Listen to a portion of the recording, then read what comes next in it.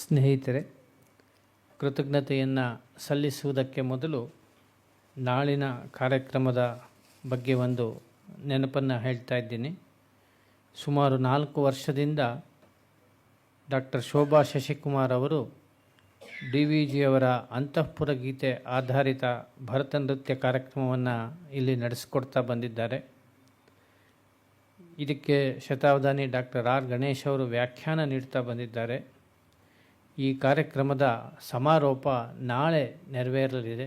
ನಾಳೆ ಕಡೆಯ ಕಾರ್ಯಕ್ರಮ ಸಂಜೆ 5:30ಯಿಂದ 8 ಗಂಟೆಯವರೆಗೆ.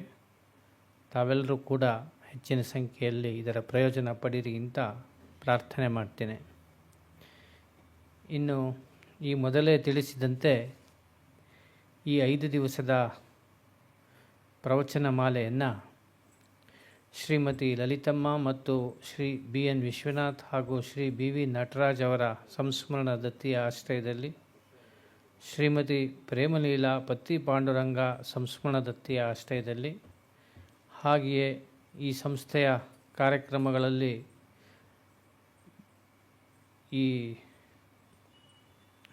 ನೇರವಾಗಿ ಭಾಗವಹಿಸುತ್ತಿರುವ ಶ್ರೀ ಶ್ರೀನಿವಾಸ ನಾರಾಯಣ್ ಅನಿವಾಸಿ ಭಾರತೀಯರು, ಅವರು ಯೂಟ್ಯೂಬ್ ಮೂಲಕ ನಮ್ಮ ಕಾರ್ಯಕ್ರಮವನ್ನೆಲ್ಲ ವೀಕ್ಷಣೆ ಮಾಡ್ತಾ ಇದ್ದಾರೆ ಅಂತರ್ಜಾಲದ ಮೂಲಕ. ಅವರು ಕೂಡ ಈ ಕಾರ್ಯಕ್ರಮಕ್ಕೆ ಪ್ರಾಯೋಜಕರಾಗಿ ಬೆನ್ನೆಲುಬಾಗಿ ನಿಂತಿದ್ದಾರೆ. ಅವರೆಲ್ಲರಿಗೂ ಕೂಡ ಈ ಸಂದರ್ಭದಲ್ಲಿ ಸಂಸ್ಥೆಯ ಪರವಾಗಿ ತಮ್ಮೆಲ್ಲರ ಪರವಾಗಿ ಹೃತ್ಪೂರ್ವಕ ಕೃತಜ್ಞತೆಗಳನ್ನು ತಿಳಿಸ್ತೇನೆ. ವಿದ್ವಾನ್ ಗಣೇಶ್ ಭಟ್ ಹೋಬಳಿಯವರು ಈ ಸಂಸ್ಥೆಯ ಮೇಲಿನ ಪ್ರೀತಿ ಮತ್ತು ನಮ್ಮೆಲ್ಲರ ಮೇಲಿನ ಪ್ರೀತಿಯಿಂದ ಬಂದು ಈ ಕಾರ್ಯಕ್ರಮವನ್ನು ನಡೆಸಿಕೊಡ್ತಾ ಇದ್ದಾರೆ. ಈ 5 ದಿವಸಗಳು ಕೂಡ ಜಗನ್ಮಾತೆಯೊಂದಿಗೆ ಯುದ್ಧದ ಸನ್ನಿವೇಶವನ್ನೇ ವಿವರಿಸಿದರೂ ಕೂಡ ಮಾನಸಿಕವಾಗಿ ಅದು ಸಾಧಕರಿಗೆ ಅನೇಕ ರೀತಿಯ ಬೋಧನೆಯನ್ನು ಕೊಡುತ್ತೆ, ಪ್ರೇರಣೆಯನ್ನು ಕೊಡುತ್ತೆ. ಆ ನಿಟ್ಟಿನಲ್ಲಿ ನಾವು ಆಲೋಚನೆ ಮಾಡಿದ್ರೆ ಬಹುಶಃ ಈ ಒಂದು ಪ್ರವಚನದ ಒಳ ಅರ್ಥ ಏನು ಅನ್ನೋದು ಕೂಡ ನಮಗೆ ಸ್ಫುರಿಸಬಹುದು. ವಿದ್ವಾನ್ ಗಣೇಶ್ ಭಟ್ ಹೋಬಳಿಯವರಿಗೆ ತಮ್ಮೆಲ್ಲರ ಪರವಾಗಿ, ಪ್ರಾಯೋಜಕರ ಪರವಾಗಿ, ದತ್ತಿಯ ನ್ಯಾಸಕರ್ತರ ಪರವಾಗಿ ಭಕ್ತಿಪೂರ್ವಕ ಕೃತಜ್ಞತೆಗಳನ್ನು ಅರ್ಪಿಸಿ ಸಂಸ್ಥೆಯ ಕಿರು ಕಾಣಿಕೆಯನ್ನು ಸ್ವೀಕರಿಸಬೇಕು ಅಂತ ಪ್ರಾರ್ಥನೆ ಮಾಡ್ತಾ ನಾನು ಕೃತಜ್ಞತೆಯನ್ನು ಹೇಳ್ತಾ ಇದ್ದೇನೆ. ನಮಸ್ಕಾರ.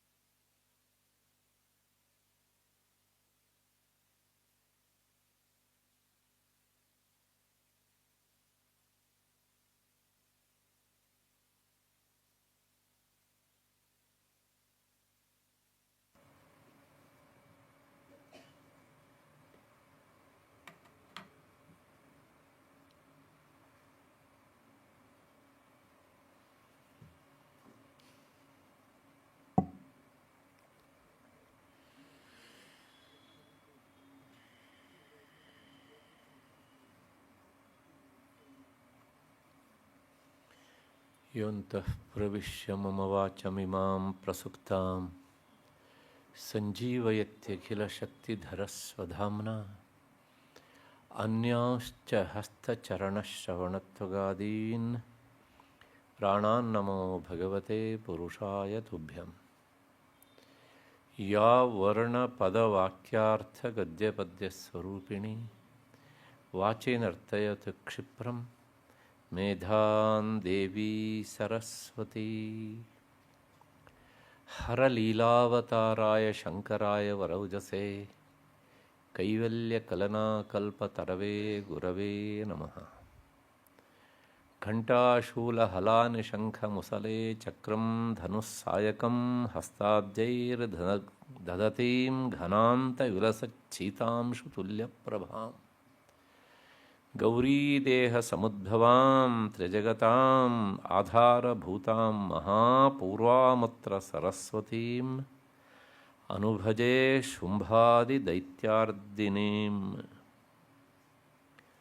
ನನ್ನ ಎಲ್ಲ ಅಧ್ಯಾತ್ಮ ಬಂಧುಗಳೇ, ಹಿರಿಯರೇ, ಈ ಸರಣಿಗೆ ದತ್ತಿ ನ್ಯಾಸಕರ್ತರಾಗಿ ಪ್ರಾಯೋಜಕರಾಗಿ ಸಹಕರಿಸ್ತಾ ಇರುವಂಥ ಎಲ್ಲ ಆ ಪರಿವಾರ ಸದಸ್ಯರೇ, ನನ್ನ ಮತ್ತು ನಿಮ್ಮೆಲ್ಲರ ಬುದ್ಧಿ ಗುಹೆಯನ್ನು ಬೆಳಗ್ತಾ ಇರುವಂತಹ ಆ ಚಂಡಿಕಾ ಪರಮೇಶ್ವರಿ ಅನ್ನುವಂಥ ಮಹಾ ಚೈತನ್ಯ ಸ್ವರೂಪಿಣಿಗೆ ಅನಂತ ಪ್ರಣಾಮಗಳನ್ನು ಸಲ್ಲಿಸಿ ಈ ಸರಣಿಯ ಈ ಕೊನೆಯ ದಿನದ ಚಿಂತನೆಗೆ ಮುಂದಾಗ್ತಾ ಇದ್ದೇನೆ. ನಿನ್ನೆ ದಿವಸ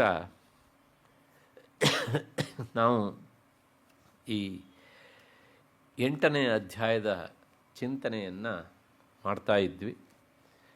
ಹಾಗೆ ಆ ಚಿಂತನೆಯನ್ನು ಮಾಡುವಾಗ ಅಲ್ಲಿ ಶಿವದೂತಿ ಅಂತ ಅಪರಾಜಿತ ಅಂತ ಅವಳ ಹೆಸರು, ಜಗನ್ಮಾತೆಯ ಇನ್ನೊಂದು ರೂಪ. ಒಂದು ರೀತಿಯಲ್ಲಿ ಹೇಳಬೇಕು ಅಂದರೆ ಮೂಲ ರೂಪದಲ್ಲಿರುವಂತಹ ಚಂಡಿಕಾ ಅಥವಾ ಚಂಡಿಕಾ ಪರಮೇಶ್ವರಿ ಅಥವಾ ಕೌಶಿಕಿ ಇವಳ ಜೆರಾಕ್ಸ್ ಪ್ರತಿರೂಪವೇ ಈ ಶಿವದೂತಿ ಅಥವಾ ಮತ್ತು ಕಾಳಿ. ಮೊನ್ನೆನೂ ಸಹ ವಿಚಾರ ಬಂದಿದೆ ಇವೆಲ್ಲ.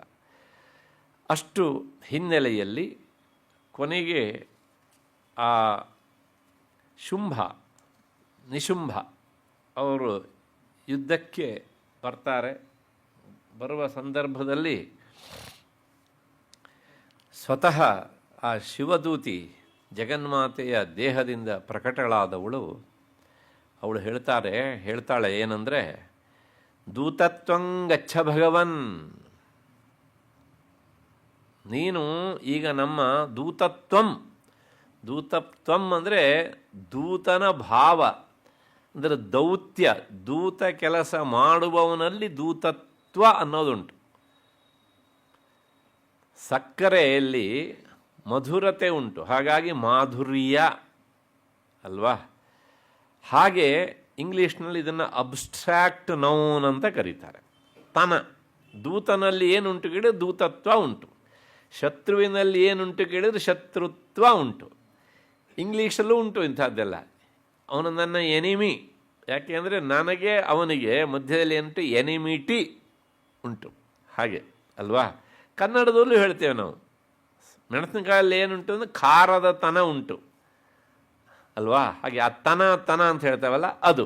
ಹಾಗೆ ದೂತತ್ವಂ ಅಂದರೆ ನೀನು ದೂತಭಾವವನ್ನು ಹೊಂದು, ಯಾಕೆಂದರೆ ದೇವತೆಗಳ ಕಾರ್ಯ ಸಾಧನೆಗೋಸ್ಕರ. ಇದು ಒಂದು ಅರ್ಥ. ಇನ್ನೊಂದು ಅರ್ಥ ಏನು ಅಂದರೆ ತ್ವಂ ದೂತ ಅಂದರೆ ನೀನೇ ದೂತನಾಗಿ ಹೋಗ್ಬಿಡು. ಈಗ ಯಾಕೆ ಹೋಗಬೇಕು ಶಿವನೇ ಅಂತ ಹೇಳೋದಕ್ಕೆ ಸಾಕಷ್ಟು ಕಾರಣಗಳನ್ನೆಲ್ಲ ನಾನು ಕೊಟ್ಟಿದ್ದೇನೆ. ಯಾಕೆಂದರೆ ದೂತನಾಗಿ ಹೋಗುವುದು ಅಂದರೆ ನಮ್ಮ ಪ್ರತಿನಿಧಿಯಾಗಿ ಅಂಬಾಸಡರ್ ಆಗಿ ನೀನು ಹೋಗಬೇಕು. ಆ ರಾಜದೂತನಾಗಿ ಹೋಗುವವನಿಗೆ ಕೆಲವು ಅರ್ಹತೆಗಳಿರಬೇಕು. ಹಾಗಾಗಿ ಅವನು ಹೋದ ಮೇಲೆ ಕಾರ್ಯವನ್ನು ಕೆಡಿಸಬಾರದು, ಕಾರ್ಯ ಆಗುವಂತೆ ಕೆಲಸ ಮಾಡಿಕೊಂಡು ಬರಬೇಕು, ಇತ್ಯಾದಿ ಎಲ್ಲ ನಾನು ವಿಸ್ತೃತವಾಗಿ ಹೇಳಿದ್ದೇನೆ. ಕೊನೆಗೆ ಹೋಗಿ ಏನು ಹೇಳಬೇಕು ಅಂತಂದರೆ ಅದನ್ನು ಸಹ ಹೇಳಿದ್ದಾಳೆ ಅವಳು. ತ್ರೈಲೋಕ್ಯಮಿಂದ್ರೋ ಲಭತಾಂ ದೇವಾಸ್ಸಂತು ಹವಿರ್ಭುಜ ಯೂಯಂ ಪ್ರಯಾತಪಾದಾನಂ ಯದಿ ಜೀವಿತುಮಿಚ್ಛತ. ಮೂರು ವಿಷಯ. ಒಂದು, ಈ ಸ್ವರ್ಗದ ಆಧಿಪತ್ಯವನ್ನು ದೇವೇಂದ್ರ ಪಡಿಬೇಕು, ಇದಕ್ಕೆ ನೀವು ಒಪ್ಪಬೇಕು, ಮೊದಲನೇದು. ಎರಡನೇದು, ಇಷ್ಟು ದಿವಸ ಏನು ದೇವತೆಗಳಿಗೆ ಕೊಟ್ಟಂಥ ಹವಿರ್ಭಾಗವನ್ನು ನೀವು ಕಬಳಿಸ್ತಿದ್ರಲ್ಲ ಅದನ್ನು ನಿಲ್ಲಿಸಬೇಕು, ಅದು ದೇವತೆಗಳಿಗೆ ಹೋಗಬೇಕು. ಮೂರನೇದು, ಯೂಯಂ ಪ್ರಯಾತ ಪಾತಾಳಂ, ದೈತ್ಯ ದಾನವರ ವಾಸಸ್ಥಾನ ಪಾತಾಳ, ಅಲ್ಲಿಗೆ ನೀವು ಹೋಗಬೇಕು. ಇದು ಮೂರಕ್ಕೆ ಒಪ್ಪಿದರೆ ನೀವು ಬದುಕಲಿಕ್ಕೆ ಇಷ್ಟಪಡ್ತೀರಿ ಅಂತ ನಾನು ಭಾವಿಸ್ತೇನೆ. ಯದಿ ಜೀವಿತುಂ ಇಚ್ಛತ, ಬದುಕಲಿಕ್ಕೆ ಇಷ್ಟಪಟ್ಟರೆ ನೀವು ಇಷ್ಟು ಕೆಲಸ ಮಾಡಿ. ಅದಿಲ್ಲದೆ ಇದ್ದರೆ ಅಷ್ಟೇ. ಮುಂದೇನು ಅಂತಂದರೆ ಇನ್ನು ಬಲಾವಲೇಪಾತ್ ಅಥ, ಇಲ್ಲ ನಾವು ಸೊಕ್ಕನ್ನು ಪ್ರದರ್ಶನ ಮಾಡ್ತೇವೆ, ಕೊಬ್ಬನ್ನು ತೋರಿಸ್ತೇವೆ, ಯುದ್ಧ ಮಾಡ್ತೇವೆ, ಪರಾಕ್ರಮ ತೋರಿಸ್ತೇವೆ ಅಂತ ಅಂದರೆ ಭವಂತಹ ಯುದ್ಧಕಾಂಕ್ಷಿಣ, ಯುದ್ಧವೇ ಬೇಕು ಅಂತ ನಿಮ್ಮ ಮೈ ತುರಿಕೆಯನ್ನು ಹೋಗಲಾಡಿಸಬೇಕು ಅಂತ ಆದರೆ ಅದಕ್ಕೂ ಸಿದ್ಧವಾಗಿ ಇದ್ದೇವೆ ನಾವು. ತದಾ ಆಗಚ್ಛತ ತೃಪ್ಯಂತ ಮಚ್ಚಿವಾ ಪಿಶಿತೇನವ, ಆಗ ನೀವೆಲ್ಲರೂ ಯುದ್ಧಕ್ಕೆ ಬನ್ನಿ. ಆ ಶಿವದೂತಿ ಹೇಳ್ತಾಳೆ, ಬಂದ ಮೇಲೆ ನನ್ನ 100 ಆ ಗುಳ್ಳೆ ನರಿಗಳ ತರಹ ನಿನ್ನೆ ಸಹ ಕೂಗಿ ತೋರಿಸಿದ್ದೇನಲ್ಲ, ಆ ಎಲ್ಲ ಗುಳ್ಳೆ ನರಿಗಳಿಗೆ ನೀವು ಆಹಾರವಾಗಬಹುದು. ಯಾವುದನ್ನು ಬೇಕಾದ್ರೂ ಆಯ್ಕೆ ಮಾಡ್ಕೊಳ್ಳಿ. ಏನು ಮುಚ್ಚು ಮರೆ ಇಲ್ಲ. ಏನು ಮಾಡ್ತೀರಿ ಮಾಡಿ ಅಂತ ಇಷ್ಟನ್ನು ಹೇಳಬೇಕು ಅಂತ ಹೇಳಿದ್ದಾಳೆ. ಆ ದೇವಿಯ ದೂತನ ಅಂತ ಶಿವ ಹೋಗಿ ಹಾಗೆ ಹೇಳಿದ್ದಾನೆ. ಕೊನೆಗೆ ಈಗ ಮುಂದಿನ ಮಾತು ಏನು ಅಂದರೆ, ಆಶ್ರಮದಲ್ಲಿ ಸುಮೇಧ ಋಷಿ ಹೇಳ್ತಾ ಇದ್ದಾನೆ, ಯತೋ ನಿಯುಕ್ತೋ ದೌತ್ಯೇನ ತಯಾ ದೇವ್ಯಾ ಶಿವ ಸ್ವಯಂ ಶಿವದೂತೇತಿ ಲೋಕೇಸ್ಮಿನ್ ತತಃ ಸಾ ಖ್ಯಾತಿಮಾಗತ. ಶಿವ ಸ್ವತಃ ದೇವಿಯಿಂದ ಆ ದೂತನಾಗಿ ಹೋಗಿದ್ದಾನೆ. ಆದ್ದರಿಂದ ಈ ಕ್ಷಣದಿಂದ ಶಿವನಿಗೆ ಏನಂತ ಹೆಸರು ಬಂತು ಹೇಳಿದರೆ ಶಿವದೂತಿ. ಶಿವನಿಗೆಲ್ಲ ಆ ದೇವಿಗೆ, ಶಿವನನ್ನೇ ದೂತನನ್ನಾಗಿ ಕಳಿಸಿಕೊಟ್ಟಂತಹ ಆ ದೇವಿಗೆ ಶಿವದೂತಿ ಅಂತ ಹೆಸರು ಬಂತು. ಶಿವದೂತಿ ಅಂದರೆ ಶಿವನನ್ನೇ ತನ್ನ ದೂತನನ್ನಾಗಿ ಮಾಡಿಕೊಂಡವಳು ಅಥವಾ ಆ ದೌತ್ಯ ಕೆಲಸಕ್ಕೆ ನಿಯೋಜಿಸಿಕೊಂಡವಳು. ಹೀಗೆ ಅವಳು ಪ್ರಸಿದ್ಧಳಾದಳು, ಖ್ಯಾತಿಮಾಗತ ಅಂತ. ತೇಪಿ ಶುತ್ವಾ ವಚೋ ದೇವ್ಯ. ಇದಿಷ್ಟು ವಿಷಯವನ್ನು ಹೇಳಿ ಆದಮೇಲೆ ಮುಂದೆ ಕಥೆ ಮುಂದುವರಿಬೇಕು. ಈಗ ದೈತ್ಯರು ಅಂದರೆ ಶುಂಭನ ಕಡೆಯುವ ದೈತ್ಯರೆಲ್ಲ ಈ ಮಾತನ್ನು ಕೇಳಿ ತಕ್ಷಣ ನಾವು ಈ ಮೂರಂಶವನ್ನು ಒಪ್ಪೋದಿಲ್ಲ, ಹವಿಸ್ಸನ್ನು ಬಿಡುವುದಿಲ್ಲ, ಸ್ವರ್ಗದ ಆಧಿಪತ್ಯ ಬಿಡುವುದಿಲ್ಲ, ಅದರ ಜೊತೆಗೆ ನಾವಿನ್ನೇನು ಮಾಡ್ತೇವೆ ಕೇಳಿದರೆ ಯುದ್ಧವನ್ನೇ ಮಾಡ್ತೇವೆ.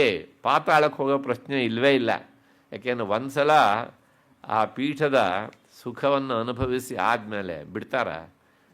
ನಾವು ಪ್ರತಿ 5 ವರ್ಷ ನೋಡ್ತಾ ಇರ್ತೇವಲ್ಲ ಅದನ್ನು. ಹೀಗೆ ಅಂತ ತೇಪಿ ಶುತ್ವ ವಚೋದೇವ್ಯಾ ಶರ್ವಾಖ್ಯಾತಂ ಮಹಾಸುರಾ. ಹೀಗೆ ಶರ್ವ ಅಂದರೆ ಶಿವ, ಅವನು ಹೇಳಿದ ಮಾತನ್ನು ಕೇಳಿ ತಕ್ಷಣ ಏನು ಮಾಡೋದಕ್ಕೆ ಹೇಳಿದರೆ, ಅಮರಷಾ ಪೂರಿತ ಜಗ್ಮುಹು ಯತ್ರ ಕಾತ್ಯಾಯನೇ ಸ್ಥಿತ. ಈ ಮಾತನ್ನು ಕೇಳಿ ವಿಚಾರ ಮಾಡಲೇ ಇಲ್ಲ, ಒಂದೇ ಸಲ ಕೋಪಿಸಿಕೊಂಡ್ರು ಅವರು. ಏನು ನಮಗೆ ಹಿಂಗೆ ಹೇಳೋದಾ, ಹಾಗೆ ಹೀಗೆ ಅಂತ ಕೋಪಿಸಿಕೊಂಡಾಗ ನೆಕ್ಸ್ಟ್ ಏನು ಸ್ಟೆಪ್ಪು ಅಂದರೆ ಅಷ್ಟೇ ಯುದ್ಧ ಮಾಡೋದು ಅಂತ. ಅದಕ್ಕೆ ಸಿದ್ಧರಾದರು ಅಷ್ಟೇ. ಜಗ್ಮುಹು ತತ್ ಯತ್ರ ಕಾತ್ಯಾಯಿನಿ ಸ್ಥಿತ. ಎಲ್ಲಿ ಆ ಕಾತ್ಯಾಯಿನಿ, ಕೌಶಿಕಿ, ಕಾತ್ಯಾಯಿನಿ ಅನ್ನೋ ಶಬ್ದದ ವಿವರಣೆಯನ್ನು ಈಗಾಗಲೇ ನಾನು ಕವಚವನ್ನು ಹೇಳಬೇಕಿದ್ರೆ ವಿಸ್ತೃತವಾಗಿ ಹೇಳಿದ್ದೇನೆ. ಕಥಮುನಿಯಿಂದ ಪಾಲಿತಳಾದ್ದರಿಂದ ಜಗನ್ಮಾತೆಗೆ ಇನ್ನೊಂದು ಹೆಸರು ಕಾತ್ಯಾಯನಿ ಅಂತ. ಹಾಗಾಗಿ ಅದು ದೇವಿಯ ಗಾಯತ್ರಿ ಮಂತ್ರವೂ ಸಹ ಹೌದು, ಇದೇ ಶಬ್ದದಿಂದ ಅದು ಪ್ರಾರಂಭವೂ ಸಹ ಆಗುತ್ತೆ ಹೀಗೆ ಅಂತ. ಹಾಗಾಗಿ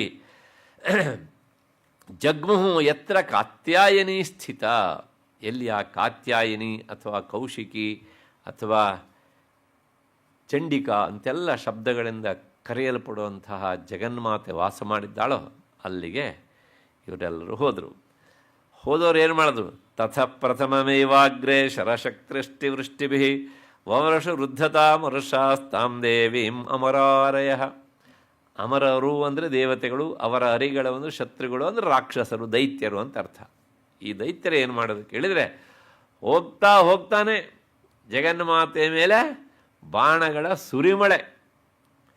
ನೋಡಿ, ಪ್ರಥಮಮೇವ ಅಗ್ರೆ ಶರಶಕ್ತಿರಷ್ಟಿ ವೃಷ್ಟಯ. ಶರ ಅಂದರೆ ಬಾಣ, ಅದಾದಮೇಲೆ ಶಕ್ತಿ ಅಂದರೆ ಅದೊಂದು ಆಯುಧ, ಶಕ್ತಿ ಆಯುಧ, ಅದನ್ನು ನಾನು ಹೇಳಿದ್ದೇನೆ ಕವಚದಲ್ಲಿ. ಅದಾದಮೇಲೆ ಋಷ್ಟಿ ಅಂತ ಒಂದು ಆಯುಧ ಅಂದರೆ ಹೇಗಿರುತ್ತೆ ಅಂದರೆ ನೋಡಿ, ಹಸಿ ಮತ್ತು ಖಡ್ಗ ಅಂತ 2 ಶಬ್ದ ಉಂಟು ಸಂಸ್ಥೆಯಲ್ಲಿ. ಹಸಿ ಅಂದರೆ ಖಡ್ಗ ಅಂತಾನೆ. ಒಂದು ಕಡೆಗೆ ಮಾತ್ರ ಅದು ಶಾರ್ಪ್ ಆಗಿದ್ದರೆ ಅದಕ್ಕೆ ಹಸಿ ಅಂತ ಹೇಳಬೇಕು, ಎರಡೂ ಕಡೆಗೆ ಶಾರ್ಪ್ ಆಗಿದ್ದರೆ ಅದಕ್ಕೆ ಖಡ್ಗ ಅಂತ ಕರಿಬೇಕು. ಆ ಖಡ್ಗದ ಇನ್ನೊಂದು ಹೆಸರೇ ವೃಷ್ಟಿ ಅಂತ. ಹಾಗಾಗಿ ಶಕ್ತಿ, ವೃಷ್ಟಿ, ಮತ್ತು ಇವುಗಳ ವೃಷ್ಟಿಭಿ ಮಳೆ ಸುರಿಸ್ಬಿಟ್ಟಿದ್ದಾರೆ ಇಂಥ ಆಯುಧಗಳನ್ನೆಲ್ಲ ಜಗನ್ಮಾತೆ ಮೇಲೆ. ವವರ್ಷು ಉದ್ಧತಾಮರುಷಾ ತಾಂ ದೇವೀಂ ಅಮರಾರಯ ಅಂತ. ಸಾಚತಾನ್ ಪ್ರಹಿತಾನ್ ಬಾಣಾನ್ ಶೂಲಶಕ್ತಿ ಪರಶ್ವಧಾನ್ ಚಿಚ್ಛೇದ ಲೀಲಯಾದ್ಧಮಾತ ಧನರು ಮುಕ್ತೈರ್ ಮಹೇಶುಭಿ. ಅದಾದ ಮೇಲೆ ಇವರು ಬಿಟ್ಟಂಥ ಎಲ್ಲ ಆ ಬಾಣಗಳನ್ನು, ಆಯುಧಗಳನ್ನೆಲ್ಲ ದೇವಿ ಅದನ್ನೆಲ್ಲ ಕತ್ತರಿಸಿ ಕತ್ತರಿಸಿ ತುಂಡು ಮಾಡ್ತಾ ಹೋಗ್ತಿದ್ದಾಳೆ. ಚಿಚ್ಛೇದ ಹೇಗೆ ಕೇಳಿದರೆ ಲೀಲೆಯ, ಅದನ್ನೇನು ಅವಳಿಗೆ ಅಯ್ಯೋ ಇದನ್ನು ನಾನು ಕತ್ತರಿಸಿ ಹಾಕ್ಬೇಕಲ್ಲಪ್ಪ ಅಂತ ಟೆನ್ಷನ್ ಇಲ್ಲವೇ ಇಲ್ಲ ಅವಳಿಗೆ. ಅದು ಹೇಗಾಗತ್ತೆ ಕೇಳಿದರೆ ಲೀಲೆಯ, ಆಟ ಆಡಿದಷ್ಟು ಸುಲಭವಾಗಿ ಆ ಕೆಲಸವನ್ನು ಮಾಡ್ತಾ ಇದ್ದಾಳೆ.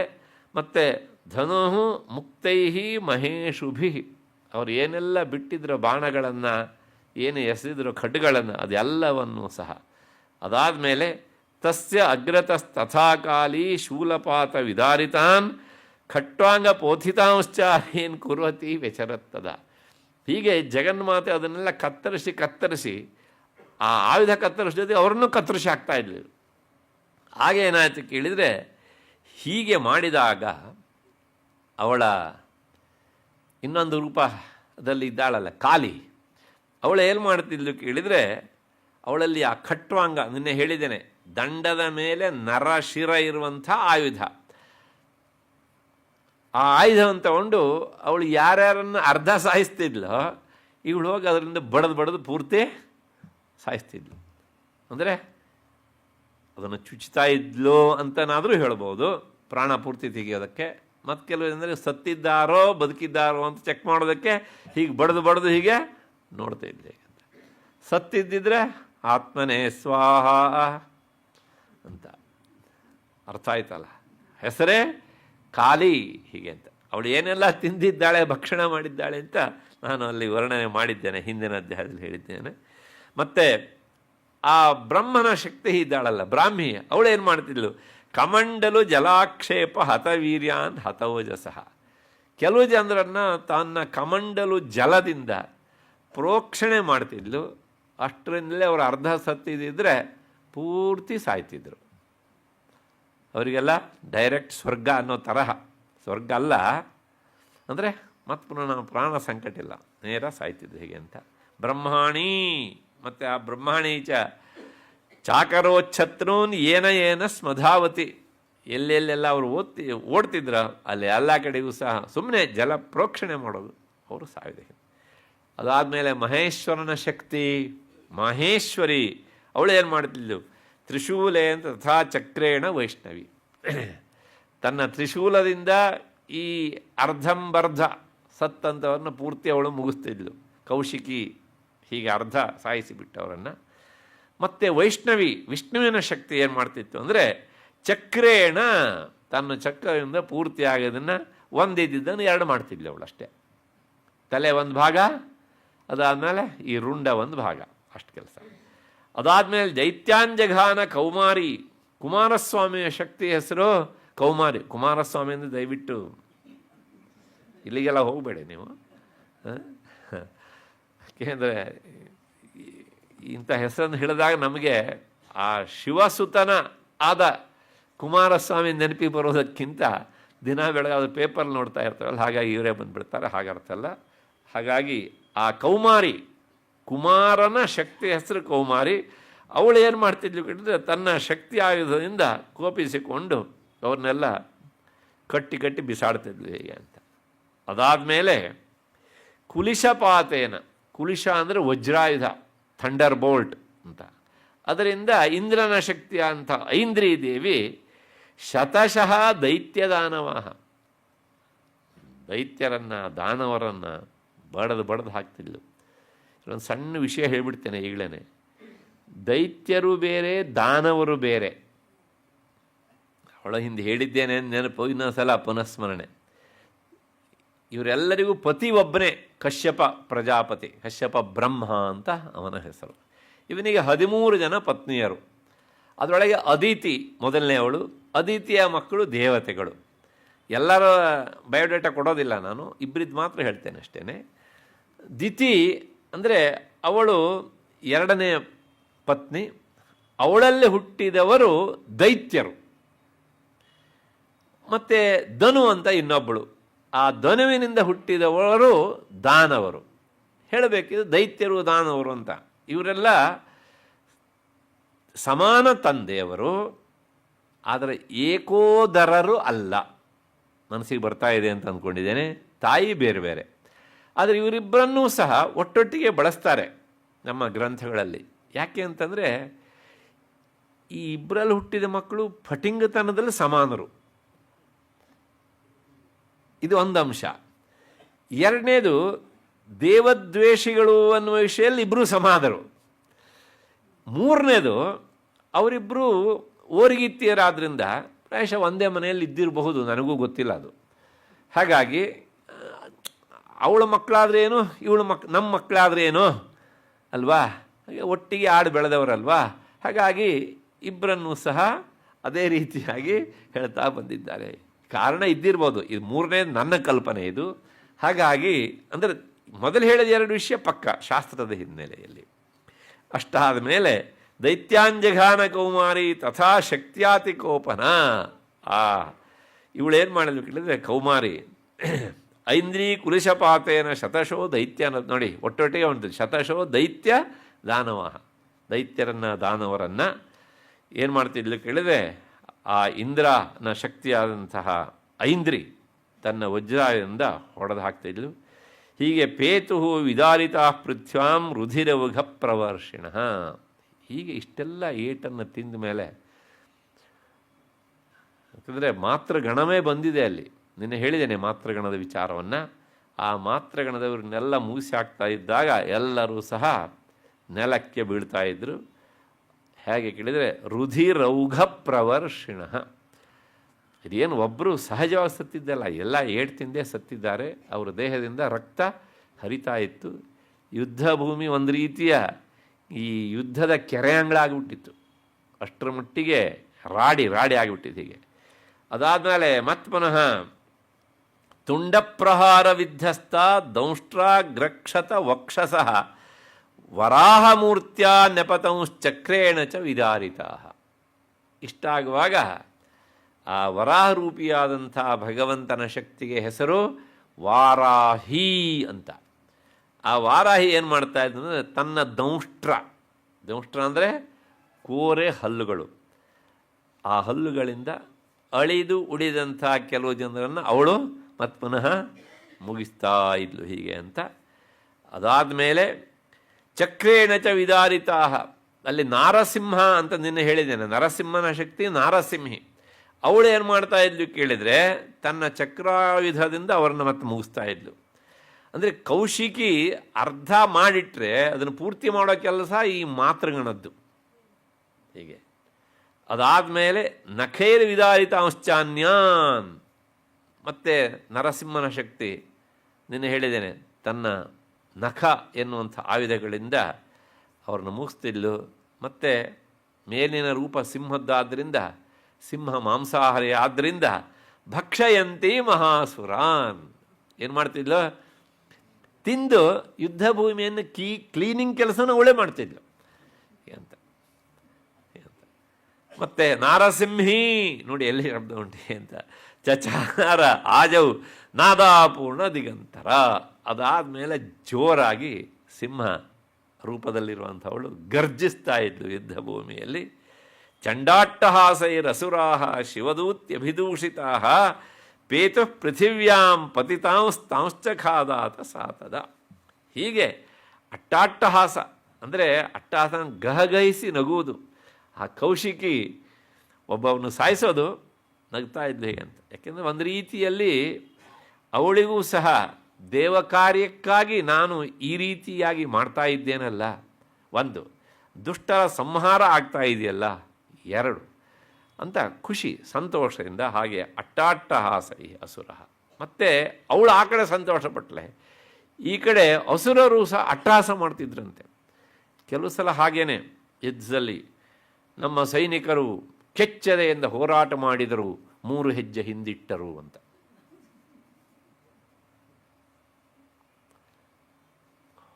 ಹೋರಾಟ ಮಾಡಿದವರು ಅವರು, ಹಿಂದೆ ಹೆಜ್ಜೆ ಇಟ್ಟವರು ಇವರು ಅಲ್ವಾ. ಹಾಗೆ ಯುದ್ಧದ ವರ್ಣನೆ ಮಾಡಬೇಕಿದ್ರೆ, ಆ ಕಾಮೆಂಟ್ರಿ ಕೊಡಬೇಕಿದ್ರೆ ಸ್ವಲ್ಪ ಸರಿಯಾಗಿ ಕೇಳಿಸ್ಕೊಳ್ಬೇಕು ನಮಗೆ ಅಂತ. ಹಾಗೆ ಇವರೂ ಸಹ ಚಂಡಾಟ್ಟಹಾಸೈ ಅಸುರಾ ಶಿವದೂತ್ಯಭಿದೂಷಿತಾ.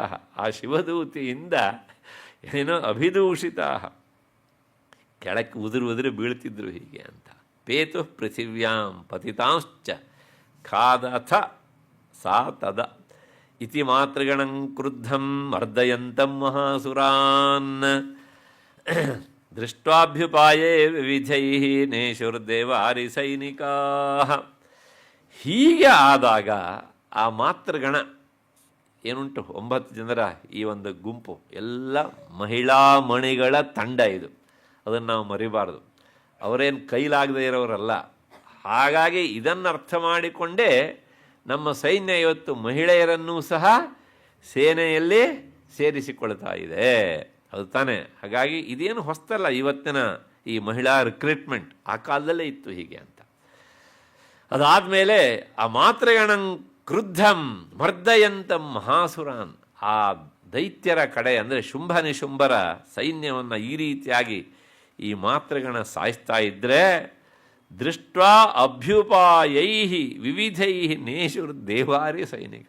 ಕೆಲವು ಜನ ನೋಡ್ಕೊಂಡು ಅಲ್ಲಿಂದ ಈ ದೈತ್ಯ ಸನ್ನಿಧವರು ಓಟ ಕೀಳ್ತಿದ್ರಂತೆ ಭಯಗೊಂಡು. ಹಾಗಾಗಿ ವಿವಿಧೈ ನೇಷು, ಕೆಲವು ಜನ ಪತ್ತೆನೇ ಇಲ್ಲ, ಅಂದರೆ ಅಡ್ರೆಸ್ಸೇ ಇಲ್ಲ, ಹಂಗಾಗ್ತಾ ಇದೆ. ಯಾರು ಕೇಳಿದರೆ ದೇವಾರಿ ಸೈನಿಕ, ಶುಂಭ ನಿಶುಂಭರ ಕಡೆಯವರು. ಹೀಗೆ ಅವರು ಓಡಿ ಹೋಗ್ತಾ ಇರೋದು, ಕೆಲವು ಜನ ಇದ್ದಕ್ಕಿದ್ದ ಹಾಗೆ ಅಬ್ಸ್ಕ್ಯಾಂಡಿಂಗ್ ಆಗೋದು, ಕೆಲವು ಜನ ಏನು ಎತ್ತ ಅಂತ ಗೊತ್ತಾಗದೇ ಇರೋದು, ಇದನ್ನೆಲ್ಲ ನೋಡಿದಂತಹ ಪಲಾಯನ ಪರಾನ್ ದೃಷ್ಟ ದೈತ್ಯಾನ್ ಮಾತೃಗಣಾರ್ಧಿತಾನ್. ಎಂಥವರು ಅಂದರೆ ಈ ಮಾತೃಗಣದಿಂದ ಅರ್ಧಿತಾನ್, ಚೆನ್ನಾಗಿ ಏಟನ್ನು ತಿಂದವರು, ಹಿಗ್ಗ ಮುಗ್ಗ ಹಾಗೆ ಏಟು ತಿಂದಿದ್ದಾರೆ. ಹಾಗಾಗಿ ಆ ಏಟನ್ನು ತಾಳ್ಲಿಕ್ಕಾಗದೆ ಓಡ್ತಾ ಇದ್ದಾರೆ. ಕೊನೆಗೆ ಯೋದ್ಧಮಭ್ಯಾಯವು ಕ್ರುದ್ಧ ರಕ್ತಬೀಜೋ ಮಹಾಸುರ. ಈಗ ಆ ಶುಂಭ ನಿಶುಂಭರ ದೈತ್ಯರಲ್ಲಿ ಒಂದು ಹೊಸ ಆಕಾರ ಬಂತು. ನಿನ್ನೆನೇ ಇವನು ಬಿದ್ದು ಹೋಗಬೇಕಿತ್ತು, ವಿಕೆಟ್ ಬೀಳಬೇಕಿತ್ತು, ಅದು ಆಗಲಿಲ್ಲ. ಯುದ್ಧ ಭೂಮಿ ತಾನೆ, ನಾವು ಅಂದ್ಕೊಂಡಂಗೆ ಆಗೋದಿಲ್ಲ ಎಲ್ಲವೂ ಸಹ. ಈಗ ಬಂದ, ಅವನ ಹೆಸರು ರಕ್ತಬೀಜಾಸುರ ಅಂತ. ರಕ್ತಬೀಜ ಅಂತ ಅವನ ಸ್ವಭಾವ ಅಸುರ ಪ್ರವೃತ್ತಿ, ಆದ್ದರಿಂದ ಅಸುರ ಅಂತ ಅವನ ಕ್ವಾಲಿಫಿಕೇಷನ್. ಅದು ಹೇಳೋದಿಲ್ಲ ಹೆಸರು ಹಾಕ್ಕೊಂಡು PhD ಅಂತ, ಹಾಗೆ ಈ ರಕ್ತಬೀಜಾಸುರ ಬಂದ ಯುದ್ಧ ಭೂಮಿಗೆ. ಇವನೊಂದು ಸಣ್ಣ ಅಡ್ರೆಸ್ ಕೊಟ್ಬಿಡ್ತೇನೆ, ಅಕಸ್ಮಾತ್ ಯಾರು ಹುಡ್ಕೊಂಡು ಹೋಗಬೇಕು ಅಂತ ಆದರೆ, ಅಂದರೆ ಅವನು ಸಣ್ಣ ಕಿರು ಪರಿಚಯ ಪತ್ರ. ಇವನು ಯಾರು, ಇವನು ಎಲ್ಲೂ ಸಿಗೋಲ್ಲ. ಇದು ಆಶ್ಚರ್ಯ ಅಂದರೆ ಈ ಶುಂಭ ನಿಶುಂಭ ಇದ್ದಾರಲ್ಲ, ಏನು ಹೂವಾಗ್ತಾ ಇಲ್ಲ, ಇದ್ದಾರೆ ತಾನೇ? ಯಾಕೆ ನಾನು ಮೊದಲಿಂದ ಅವನ ಹೆಸರು ಹೇಳ್ತಾ ಬಂದಿದ್ದೆ, ಇಷ್ಟೆಲ್ಲ ಫೇಮಸ್ ಆಗಿದ್ದಾರೆ ಅವರು ಶುಂಭ ನಿಶುಂಭರು. ಹಾಗಾಗಿ ಈ ಶುಂಭ ನಿಶುಂಭರಿಗೆ ಒಬ್ಬಾಕೆ ತಂಗಿ ಇದ್ಲಂತೆ. ನೋಡಿ ಆ ಹೆಸರೆಲ್ಲ ಎಷ್ಟು ಚಂದ ಇದೆ ಅಂತ. ಅವಳ ತಂಗಿಯ ಹೆಸರು ಕ್ರೋಧವತಿ ಅಂತ. ಕಟ್ಕೊಂಡು ಗಂಡನ ಗತಿಯೇನು 24 hours into 7 ಹೀಗೆ ಇದ್ಲೆ. ಸದಾ ಶಾಂತಿ ಮಾಡಿಸ್ಬೇಕು ಪುರೋಹಿತರು. ಓಂ ಶಾಂತಿ ಓಂ ಶಾಂತಿ ಹಸನ್ಮುಖಿ ಭವ ಅಂತ ಅಲ್ವಾ. ಹೀಗೆ ಈ ಕ್ರೋಧವತಿ ಎನ್ನುವಂಥವಳು ಒಬ್ಬಳು ಶುಂಭನಿಗೆ ಮತ್ತು ನಿಶುಂಭನಿಗೆ ತಂಗಿ. ಆ ಕ್ರೋಧವತಿಯಲ್ಲಿ ಹುಟ್ಟಿದವನೇ ಈ ಮಹಾನುಭಾವ. ಯಾರು? ರಕ್ತಬೀಜ. ಯಾಕೆ ಹೇಳ್ತೇನೆ ಅಂದರೆ, ಅಲ್ಲ ಸರ್ ಅವನು ಯಾರು ಅಂತ ಹೇಳಲೇ ಇಲ್ವಲ್ಲ ಸರ್ ಅಂತ ಹೋಗಬೇಕಿದ್ರೆ ನನ್ನನ್ನು ಕೇಳಬಾರದು ಅಂತ. ಅದಕ್ಕೋಸ್ಕರ ಇಷ್ಟೇ ಅವನ ಅಡ್ರೆಸ್, ಜಾಸ್ತಿ ಪರಿಚಯ ಇಲ್ಲ. ಮತ್ತು ಅವನ ಬಯೋಡೇಟಾ ಭಾಳ ಚಿಕ್ಕದು ಅಷ್ಟೇ. ಹೀಗೆ ಇವನು ಒಂದು ಶಬ್ದ ಉಂಟು ಅಲ್ಲಿ, ಕ್ರೋಧವತಿಗೆ ತುಂಬ ಜನ ಮಕ್ಕಳಿದ್ರು ಅಂತ ಕಾಣುತ್ತೆ. ಯಾಕಂದರೆ ಜ್ಯೇಷ್ಠ ಅಂತ ಉಂಟು, ಅವನೇ ಹಿರಿಯ ಮಗ ಇವನು. ಹಾಗಾಗಿ ಆ ಸೋದರ ಮಾವಂದರಿಗೆ ತುಂಬ ಇಷ್ಟ. ಯಾರಿಗೆ? ಶುಂಭನಿಗೂ ಮತ್ತು ನಿಶುಂಭನಿಗೆ. ಅಂದರೆ ಈ ರಕ್ತಬೀಜ ಅವರಿಬ್ಬರಿಗೂ ಸಹ ಭಗಿನಿಯ ಪುತ್ರ, ಭಾಗಿನೇಯ. ಎಲ್ಲ ಅವರಿದ್ದೇ ಪರಿವಾರ, ಬೇರೆ ಯಾರೂ ಹೊಸಬರಿಲ್ಲ ಹೀಗೆ ಅಂತ. ಹೀಗೆ ಮಹಾಪರಾಕ್ರಮ, ತುಂಬ ಪರಾಕ್ರಮಿ, ಮೋಸ ಮಾಡೋದ್ರೊಳಗೆ ಎತ್ತಿದ ಕೈ. ಅವನಿಗೊಂದು ವರ ಬೇರೆ ಇತ್ತು, ಅದು ಏನು ಅಂತ ಮುಂದೆ ನೋಡೋಣ ಹೀಗೆ ಅಂತ. ಹೀಗೆ ಆ ರಕ್ತಬೀಜಾಸುರನಂದ ಅಲ್ಲಿಗೆ ಇವರು ಬರುವಂತೆ ಮಾಡಿದರು. ಬಂದ ಯುದ್ಧ ಭೂಮಿಗೆ. ಯೋದ್ಧಮಭ್ಯಾಯವು ಕ್ರುದ್ಧ, ತನ್ನ ಮಾವಂದಿರ ಕಡೆಯ ಸೈನಿಕರು ಈ ರೀತಿಯಾಗಿ ಓಡಿ ಹೋಗ್ತಾ ಇರೋದನ್ನು, ಅವರಿಗೆ ಪರಾಜಯ ಆಗ್ತಾ ಇದನ್ನು ನೋಡಿ ಆತ ಯುದ್ಧ ಭೂಮಿಗೆ ಬಂದಿದ್ದಾನೆ. ಶುಂಭ ಮತ್ತು ನಿಶುಂಭರ ಪ್ರೇರಣೆ ಇಲ್ಲದೆ ಬಂದಿರಲಿಕ್ಕೆ ಸಾಧ್ಯ ಇಲ್ಲ, ಅವರೇ ಅವನನ್ನು ಇಲ್ಲಿ ಕಳಿಸಿದ್ದಾರೆ. ಏನು ಮಾಡ್ತಿದ್ದ ಇವನು? ರಕ್ತಬಿಂದುರು ಯದಾ ಭೂಮೌ ಪತತ್ಯಸ್ಯ ಶರೀರತಃ ಸಮುತ್ಪತತಿ ಮೇದಿನ್ಯಾಂ ತತ್ಪ್ರಮಾಣೋ ಮಹಾಸುರ. ಇವನಿಗೊಂದು ವಿಶಿಷ್ಟವಾದ ಶಕ್ತಿ. ಅವನನ್ನು ಸಾಯಿಸಬೇಕು ಅಂತ ಅವನ ಮೇಲೆ ಬಾಣಪ್ರಯೋಗ ಮಾಡಿದರೆ ಅಥವಾ ಖಡ್ಗದಿಂದ ಹೊಡೆದರೆ ಆ ಬಾಣದಿಂದ ಆಗಲಿ ಖಡ್ಗದಿಂದ ಆಗಲಿ ಅವನ ದೇಹಕ್ಕೆ ತಾಗಿದ ಭಾಗದಿಂದ ರಕ್ತ ಒಂದು ಡ್ರಾಪ್ ಬಿದ್ದರೆ ಸಾಕು. ಒಂದು ಡ್ರಾಪ್ ಇಜಿಕೊಂಡು ಅವಂದೇ ಇನ್ನೊಂದು ರೂಪ. ಇನ್ನೊಬ್ಬ ರಕ್ತ ಬೀಜ ಹುಟ್ಟುತ್ತಿದ್ದ. ನೋಡಿ, ಇವನನ್ನು ಸಾಯಿಸಬೇಕು ಅಂತ ಹೋದರೆ ಎಷ್ಟೆಷ್ಟು ರಕ್ತ ಬೀಳುತ್ತೋ ಅಷ್ಟೆಷ್ಟು ಜನ ಹುಡ್ತಿದ್ರು. ಅವತ್ತು ನಮ್ಮಲ್ಲಿ ಇಂಥವನು ಒಬ್ಬನೇ ಇದ್ದ. ಇವತ್ತು ನಮ್ಮ ಬೇರೆ ಬೇರೆ ಕ್ಷೇತ್ರ ರಕ್ತ ಬೀಜಾಸುರರು ತುಂಬಿ ಹೋಗಿದ್ದಾರೆ ಅಲ್ವಾ? ಹೌದು ತಾನೆ? ಅವನ ಮಗ, ಅವನ ಮೊಮ್ಮಗ ಎಲ್ಲ ಹೌದು ತಾನೆ? ಸದ್ಯ ಅವನು ಹೋದ್ನಲ್ಲಪ್ಪ, ಇವನು ಪರವಾಗಿಲ್ವನಂತ ಅಂದರೆ ಅವನನ್ನು ಮೀರಿಸುವ ಮಗ ಇವನು. ನೋಡ್ತಾ ಇರ್ತೇವೆ ಇದನ್ನೆಲ್ಲ. ಹಾಗಾಗಿ ಈ ರಕ್ತ ಬೀಜನ ಸಂತತಿ ವಾಸ್ತವಿಕವಾಗಿ ಜಗನ್ಮಾತೆ ಅವನ ಶರೀರವನ್ನು ಸಾಯಿಸಿದ್ಲು ಅಲ್ಲಿ. ಆದರೆ ಆ ಸ್ವಭಾವ ಮುಂದಿನ ಪೀಳಿಗೆಯಲ್ಲಿ ಎಲ್ಲ ಬಂದು ಸೇರ್ಕೊಂಡ್ಬಿಟ್ಟಿದೆ ಹೇಗೆ ಅಂತ. ಹಾಗಾಗಿ ರಕ್ತ ಬೀಜಾಸುರು ಬಹಳ ಬೇಗ ಸಾಯೋದಿಲ್ಲ ಅವರು. ಏಕೆಂದರೆ ನಮ್ಮನ್ನು ನೋಡಿದಾಗ ಹಾಗೆ ಅನಿಸುತ್ತೆ. ಹೀಗೆ ಸಮುತ್ಪತತಿ ಮೇದಿನ್ಯಾಂ. ಆದರೆ ಏನಂದ್ರೆ ಒಂದೇ ಒಂದು, ಆ ರಕ್ತದ ಡ್ರಾಪ್ ಬಿಂದು ಭೂಮಿ ಮೇಲೆ ಬೀಳಬೇಕು. ಭೂಮಿ ಮೇಲೆ ಬಿದ್ದರೆ ಅಲ್ಲಿಂದ ತಕ್ಷಣ ಹುಟ್ಟುತ್ತಿದ್ದ. ಒಂಥರ ಈ ನಾಯಿ ಕೊಡೆ ಹುಟ್ಟಿದಂಗೆ. ಈ ತಿಗಣೆಗಳು, ಜಿರ್ಲೆಗಳು, ಸೊಳ್ಳೆಗಳೆಲ್ಲ ಹುಡ್ತಾವೆ. ಏನು ವರ್ಷಗಟ್ಟಲೆ ಬೇಕೋ ಹುಟ್ಟೋದಕ್ಕೆ? ಇವತ್ತು ಬೆಳಗ್ಗೆ ಹುಡ್ತವೆ, ಒಂದು ತಾಸು ಓಡಾಡ್ತವೆ, 2ನೇ ತಾಸಿಗೆ ಸತ್ತೋಗ್ತವೆ. ಅದ್ರ ಮಾಡುವಷ್ಟು ಕಿತ್ವಿ ಮಾಡಿಬಿಡ್ತವೆ. ಹೌದು ತಾನೆ? ಹೀಗೆ ಅಂತ. ಹೀಗೆ ಸಮುತ್ಪತತಿ ಮೇದಿನ್ಯಾಂ ತತ್ಪ್ರಮಾಣ ತದಾಸುರ ಅಲ್ಪ. ಹೇಗೆ ಆ ಹುಟ್ಟಿದ್ರು ಅಂದರೆ ಆ ಹುಟ್ಟಿದಂಥ ರಕ್ತ ಬೀಜಾಸುರ ಇವನಷ್ಟೇ ಬಲಿಷ್ಠನಾಗಿರ್ತಿದ್ದ. ಒಬ್ಬನನ್ನು ಸಾಯಿಸಬೇಕು ಅಂತ ಹೊಡೆದ್ರೆ ಮತ್ತೆ ಎಷ್ಟೋ ಜನ ಹುಟ್ಕೊಳ್ತಾ ಇದ್ರು. ನೋಡಿ, ಇಂಥವ್ರ ಜೊತೆ ಯುದ್ಧ ಮಾಡೋದು ಎಷ್ಟು ಕಷ್ಟ ಅಂತ ಜಗನ್ಮಾತೆಗೆ ಇದನ್ನು ಹೇಳಿದ್ದೇನೆ ನಿನ್ನೆ ದಿವಸ. ಎಂಥ ಸವಾಲು ಅಂತ. ದೇವತೆಗಳಿಗೆ ಉಪಕಾರ ಮಾಡಬೇಕು ಅಂತ ಒಂದು, ಸತ್ವಗುಣವನ್ನು ಉಚ್ಛ್ರಾಯ ಸ್ಥಿತಿ ತರಬೇಕು ಅಂತ ಒಂದು, ಲೋಕ ರಕ್ಷಣೆ ಆಗಬೇಕು ಅಂತ ಒಂದು. ಆದರೆ ಅದಕ್ಕೋಸ್ಕರ ಈ ದುಷ್ಟರನ್ನು ಸಾಯಿಸ್ಲಿಕ್ಕೆ ಹೋದರೆ ಬರುವಂಥ ಉಪದ್ರವಗಳಿಗೆ ಲೆಕ್ಕವೇ ಇಲ್ಲ ಹೀಗೆ ಅಂತ. ಇಂಥವನು ಒಬ್ಬ ಇದ್ರೂ ಸಾಕಲ್ವಾ? ಎಷ್ಟೆಲ್ಲ ಜನ ಹುಟ್ಕೊಂಡು ಬಿಡ್ತಾರೆ ಹೀಗೆ ಅಂತ. ಹೀಗೆ ಯುಯುಧೇ ಸಗದಾಪಾಣಿ ಇಂದ್ರಶಕ್ತಿಯ ಮಹಾಸುರ ತತಶ್ಚೈಂದ್ರೇ ಸ್ವವಜ್ರೇಣ ರಕ್ತಬೀಜಂ ಅತಾಡಯತು. ಹೀಗೆ ಅವನು ಬಂದಾಗ ಈ ಇಂದ್ರನ ಶಕ್ತಿ ಏನಾಯಿತು ಅಂದರೆ ಆ ಮಹಾಸುರನ ಮೇಲೆ ಹೋಗಿ ಅಟ್ಯಾಕ್ ಮಾಡಿತು. ಅವನನ್ನು ಹೊಡೆದಳು ಆ ಇಂದ್ರ ಶಕ್ತಿ, ಐಂದ್ರಿ ಅಂತ. ಸ್ವವಜ್ರೇಣ, ತನ್ನ ವಜ್ರಾಯುಧದಿಂದ ಹೊಡೆದಿದ್ದಾಳೆ. ರಕ್ತಬೀಜಂ ಅತಾಡಯತ್, ಹೊಡೆದಿದ್ದಾಳೆ. ಮತ್ತು ಕುಲಿಶೇನ ಹತಸ್ಯಾಸ್ಯ ಬಹು ಸುಸ್ರಾವ ಶೋಣಿತಂ. ಆ ವಜ್ರಾಯುಧ ಅಂದರೂ ಒಂದೇ, ಕುಲಿಶ ಅಂದರೂ ಒಂದೇ. ನಿನ್ನೆ ಮೊನ್ನೆ ಹೇಳಿದ್ದೇನೆ, ಇಂದೆಲ್ಲ ನೆನೆಸ್ತಾ ಇದ್ದೇನೆ ಹೀಗೆ ಅಂತ. ಅದರಿಂದ ಹೋಗಿ ಹೊಡೆದಾಗ ಅವನು ಸಾಯಲಿಲ್ಲ, ಮೈ ಗಾಯ ಆಯಿತು. ಗಾಯ ಆದಾಗ ರಕ್ತ ಚಿಮ್ಮಿದ್ದು ನೆಲಕ್ಕೆ ಬಿತ್ತು. ಅದು ಹೇಗೆ ಕೇಳಿದ್ರೆ ಬಹು ಸುಸ್ರಾವ, ರಕ್ತದ ಪ್ರವಾಹ ಹರಿತಂತೆ. ನಮ್ಮ ದೃಷ್ಟಿಯಲ್ಲೇನು, ಈ ಐಂದ್ರಿ ಶಕ್ತಿ ಅವನನ್ನು ಹೀಗೆ ಹೊಡೆದಲ್ಲ ಅಂತ ನಾವು ಸಂತೋಷ ಪಡ್ತೇವೆ. ಆದರೆ ಬಿದ್ದ ರಕ್ತದಿಂದ ಈಗ ಯಾರು ಹುಡ್ತಾರೆ? ಅಷ್ಟು ಜನ. ಆ ಪ್ರವಾಹೋಪಾದಿಯಲ್ಲಿ ಮತ್ತು ಪುನಃ ರಕ್ತ ಬೀಜರು ಅಲ್ಲಿ ಪ್ರಕಟರಾದರು. ಸಮುತ್ತಸ್ಥು ತಥಾ ಯೋಧಾ ತದ್ರೂಪಾ ತತ್ಪರಾಕ್ರಮ. ಸ್ವಲ್ಪ ಸಂಸ್ಕೃತ ಬಂದರೂ ಅರ್ಥ ಆಗ್ತದೆ. ತಕ್ಷಣ ಸಮುತ್ತಸ್ಥು ಎದ್ದು ನಿಂತೇ ಬಿಟ್ರಪ್ಪ. ಯಾರು? ಆ ರಕ್ತ ಬೀಜನ ಜಿರಾಕ್ಸ್ ಪ್ರತಿಗಳು. ಅದು ಯಾವುದು ಜಿರಾಕ್ಸು ಯಾವುದು ಒರಿಜಿನಲ್ ಗೊತ್ತಾಗೋದಿಲ್ಲ, ಹಂಗಿರ್ತಾ ಇತ್ತು. ಯಾಕಂದ್ರೆ ತತ್ಪ್ರಮಾಣೋ ಮಹಾಸುರ ಅಂತ ಉಂಟು ನೋಡಿ ಹೀಗೆ ಅಂತ. ಯೋಧಾ ತದ್ರೂಪ, ಅವಂದೇ ರೂಪ, ಮತ್ತು ತತ್ಪರಾಕ್ರಮ, ಅವಂದೇ ಪರಾಕ್ರಮ. ಯಾವಂತಃ ಪತಿತಾಸ್ತಸ್ಯ ಶರೀರಾದ್ ರಕ್ತಬಿಂದವಃ ತಾವಂತಃ ಪುರುಷಾಜಾತಾಸ್ತದ್ವೀರ್ಯ ಬಲ ವಿಕ್ರಮ. ಹೀಗೆ ಆ ರಕ್ತ ಬೀಜನ ಶರೀರದಿಂದ ಎಷ್ಟೆಷ್ಟು ರಕ್ತದ ಹನಿಗಳು ಭೂಮಿಗೆ ಬೀಳ್ತಿದ್ವೋ ಅಷ್ಟಷ್ಟು ರಕ್ತ ಬೀಜಾಸುರರು ತಲೆ ಎತ್ತಿ ಬರ್ತಿದ್ರು ಮೇಲಕ್ಕೆ, ಅಂದರೆ ಹುಡ್ತಾ ಇದ್ವಿ. ಈಗ ನೋಡಿ, ಒಬ್ಬ ರಕ್ತ ಬೀಜಾಸುರನ ಸಂಹಾರಕ್ಕೆ ಮುಂದಾದಂತಹ ಮಾತೃಗಣದವರು ಈಗ ಇಷ್ಟೆಲ್ಲ ರಕ್ತ ಬೀಜಾಸುರನ್ನು ಎದುರು ಹಾಕಿಕೊಳ್ಳುವಂತಹ ದುಸ್ಥಿತಿ ಬಂತು. ಅವ್ರು ಹೇಗಿದ್ದಾರೆ ಮತ್ತೆ? ತೇಪಿ ಆ ಹೊಸದಾಗಿ ಹುಟ್ಟಿದಾರಲ್ಲ, ಅಂದರೆ ಈಗಾಗಲೇ ಆ ರಕ್ತ ಬೀಜನ ರಕ್ತದಿಂದ ಹುಟ್ಟಿದಂಥವರು ಅಂತ ಅರ್ಥ. ಅವರು ಏನು ಮಾಡ್ತಿದ್ರು? ಯುಯುಧು ತತ್ರ ಪುರುಷ ರಕ್ತ ಸಂಭವ.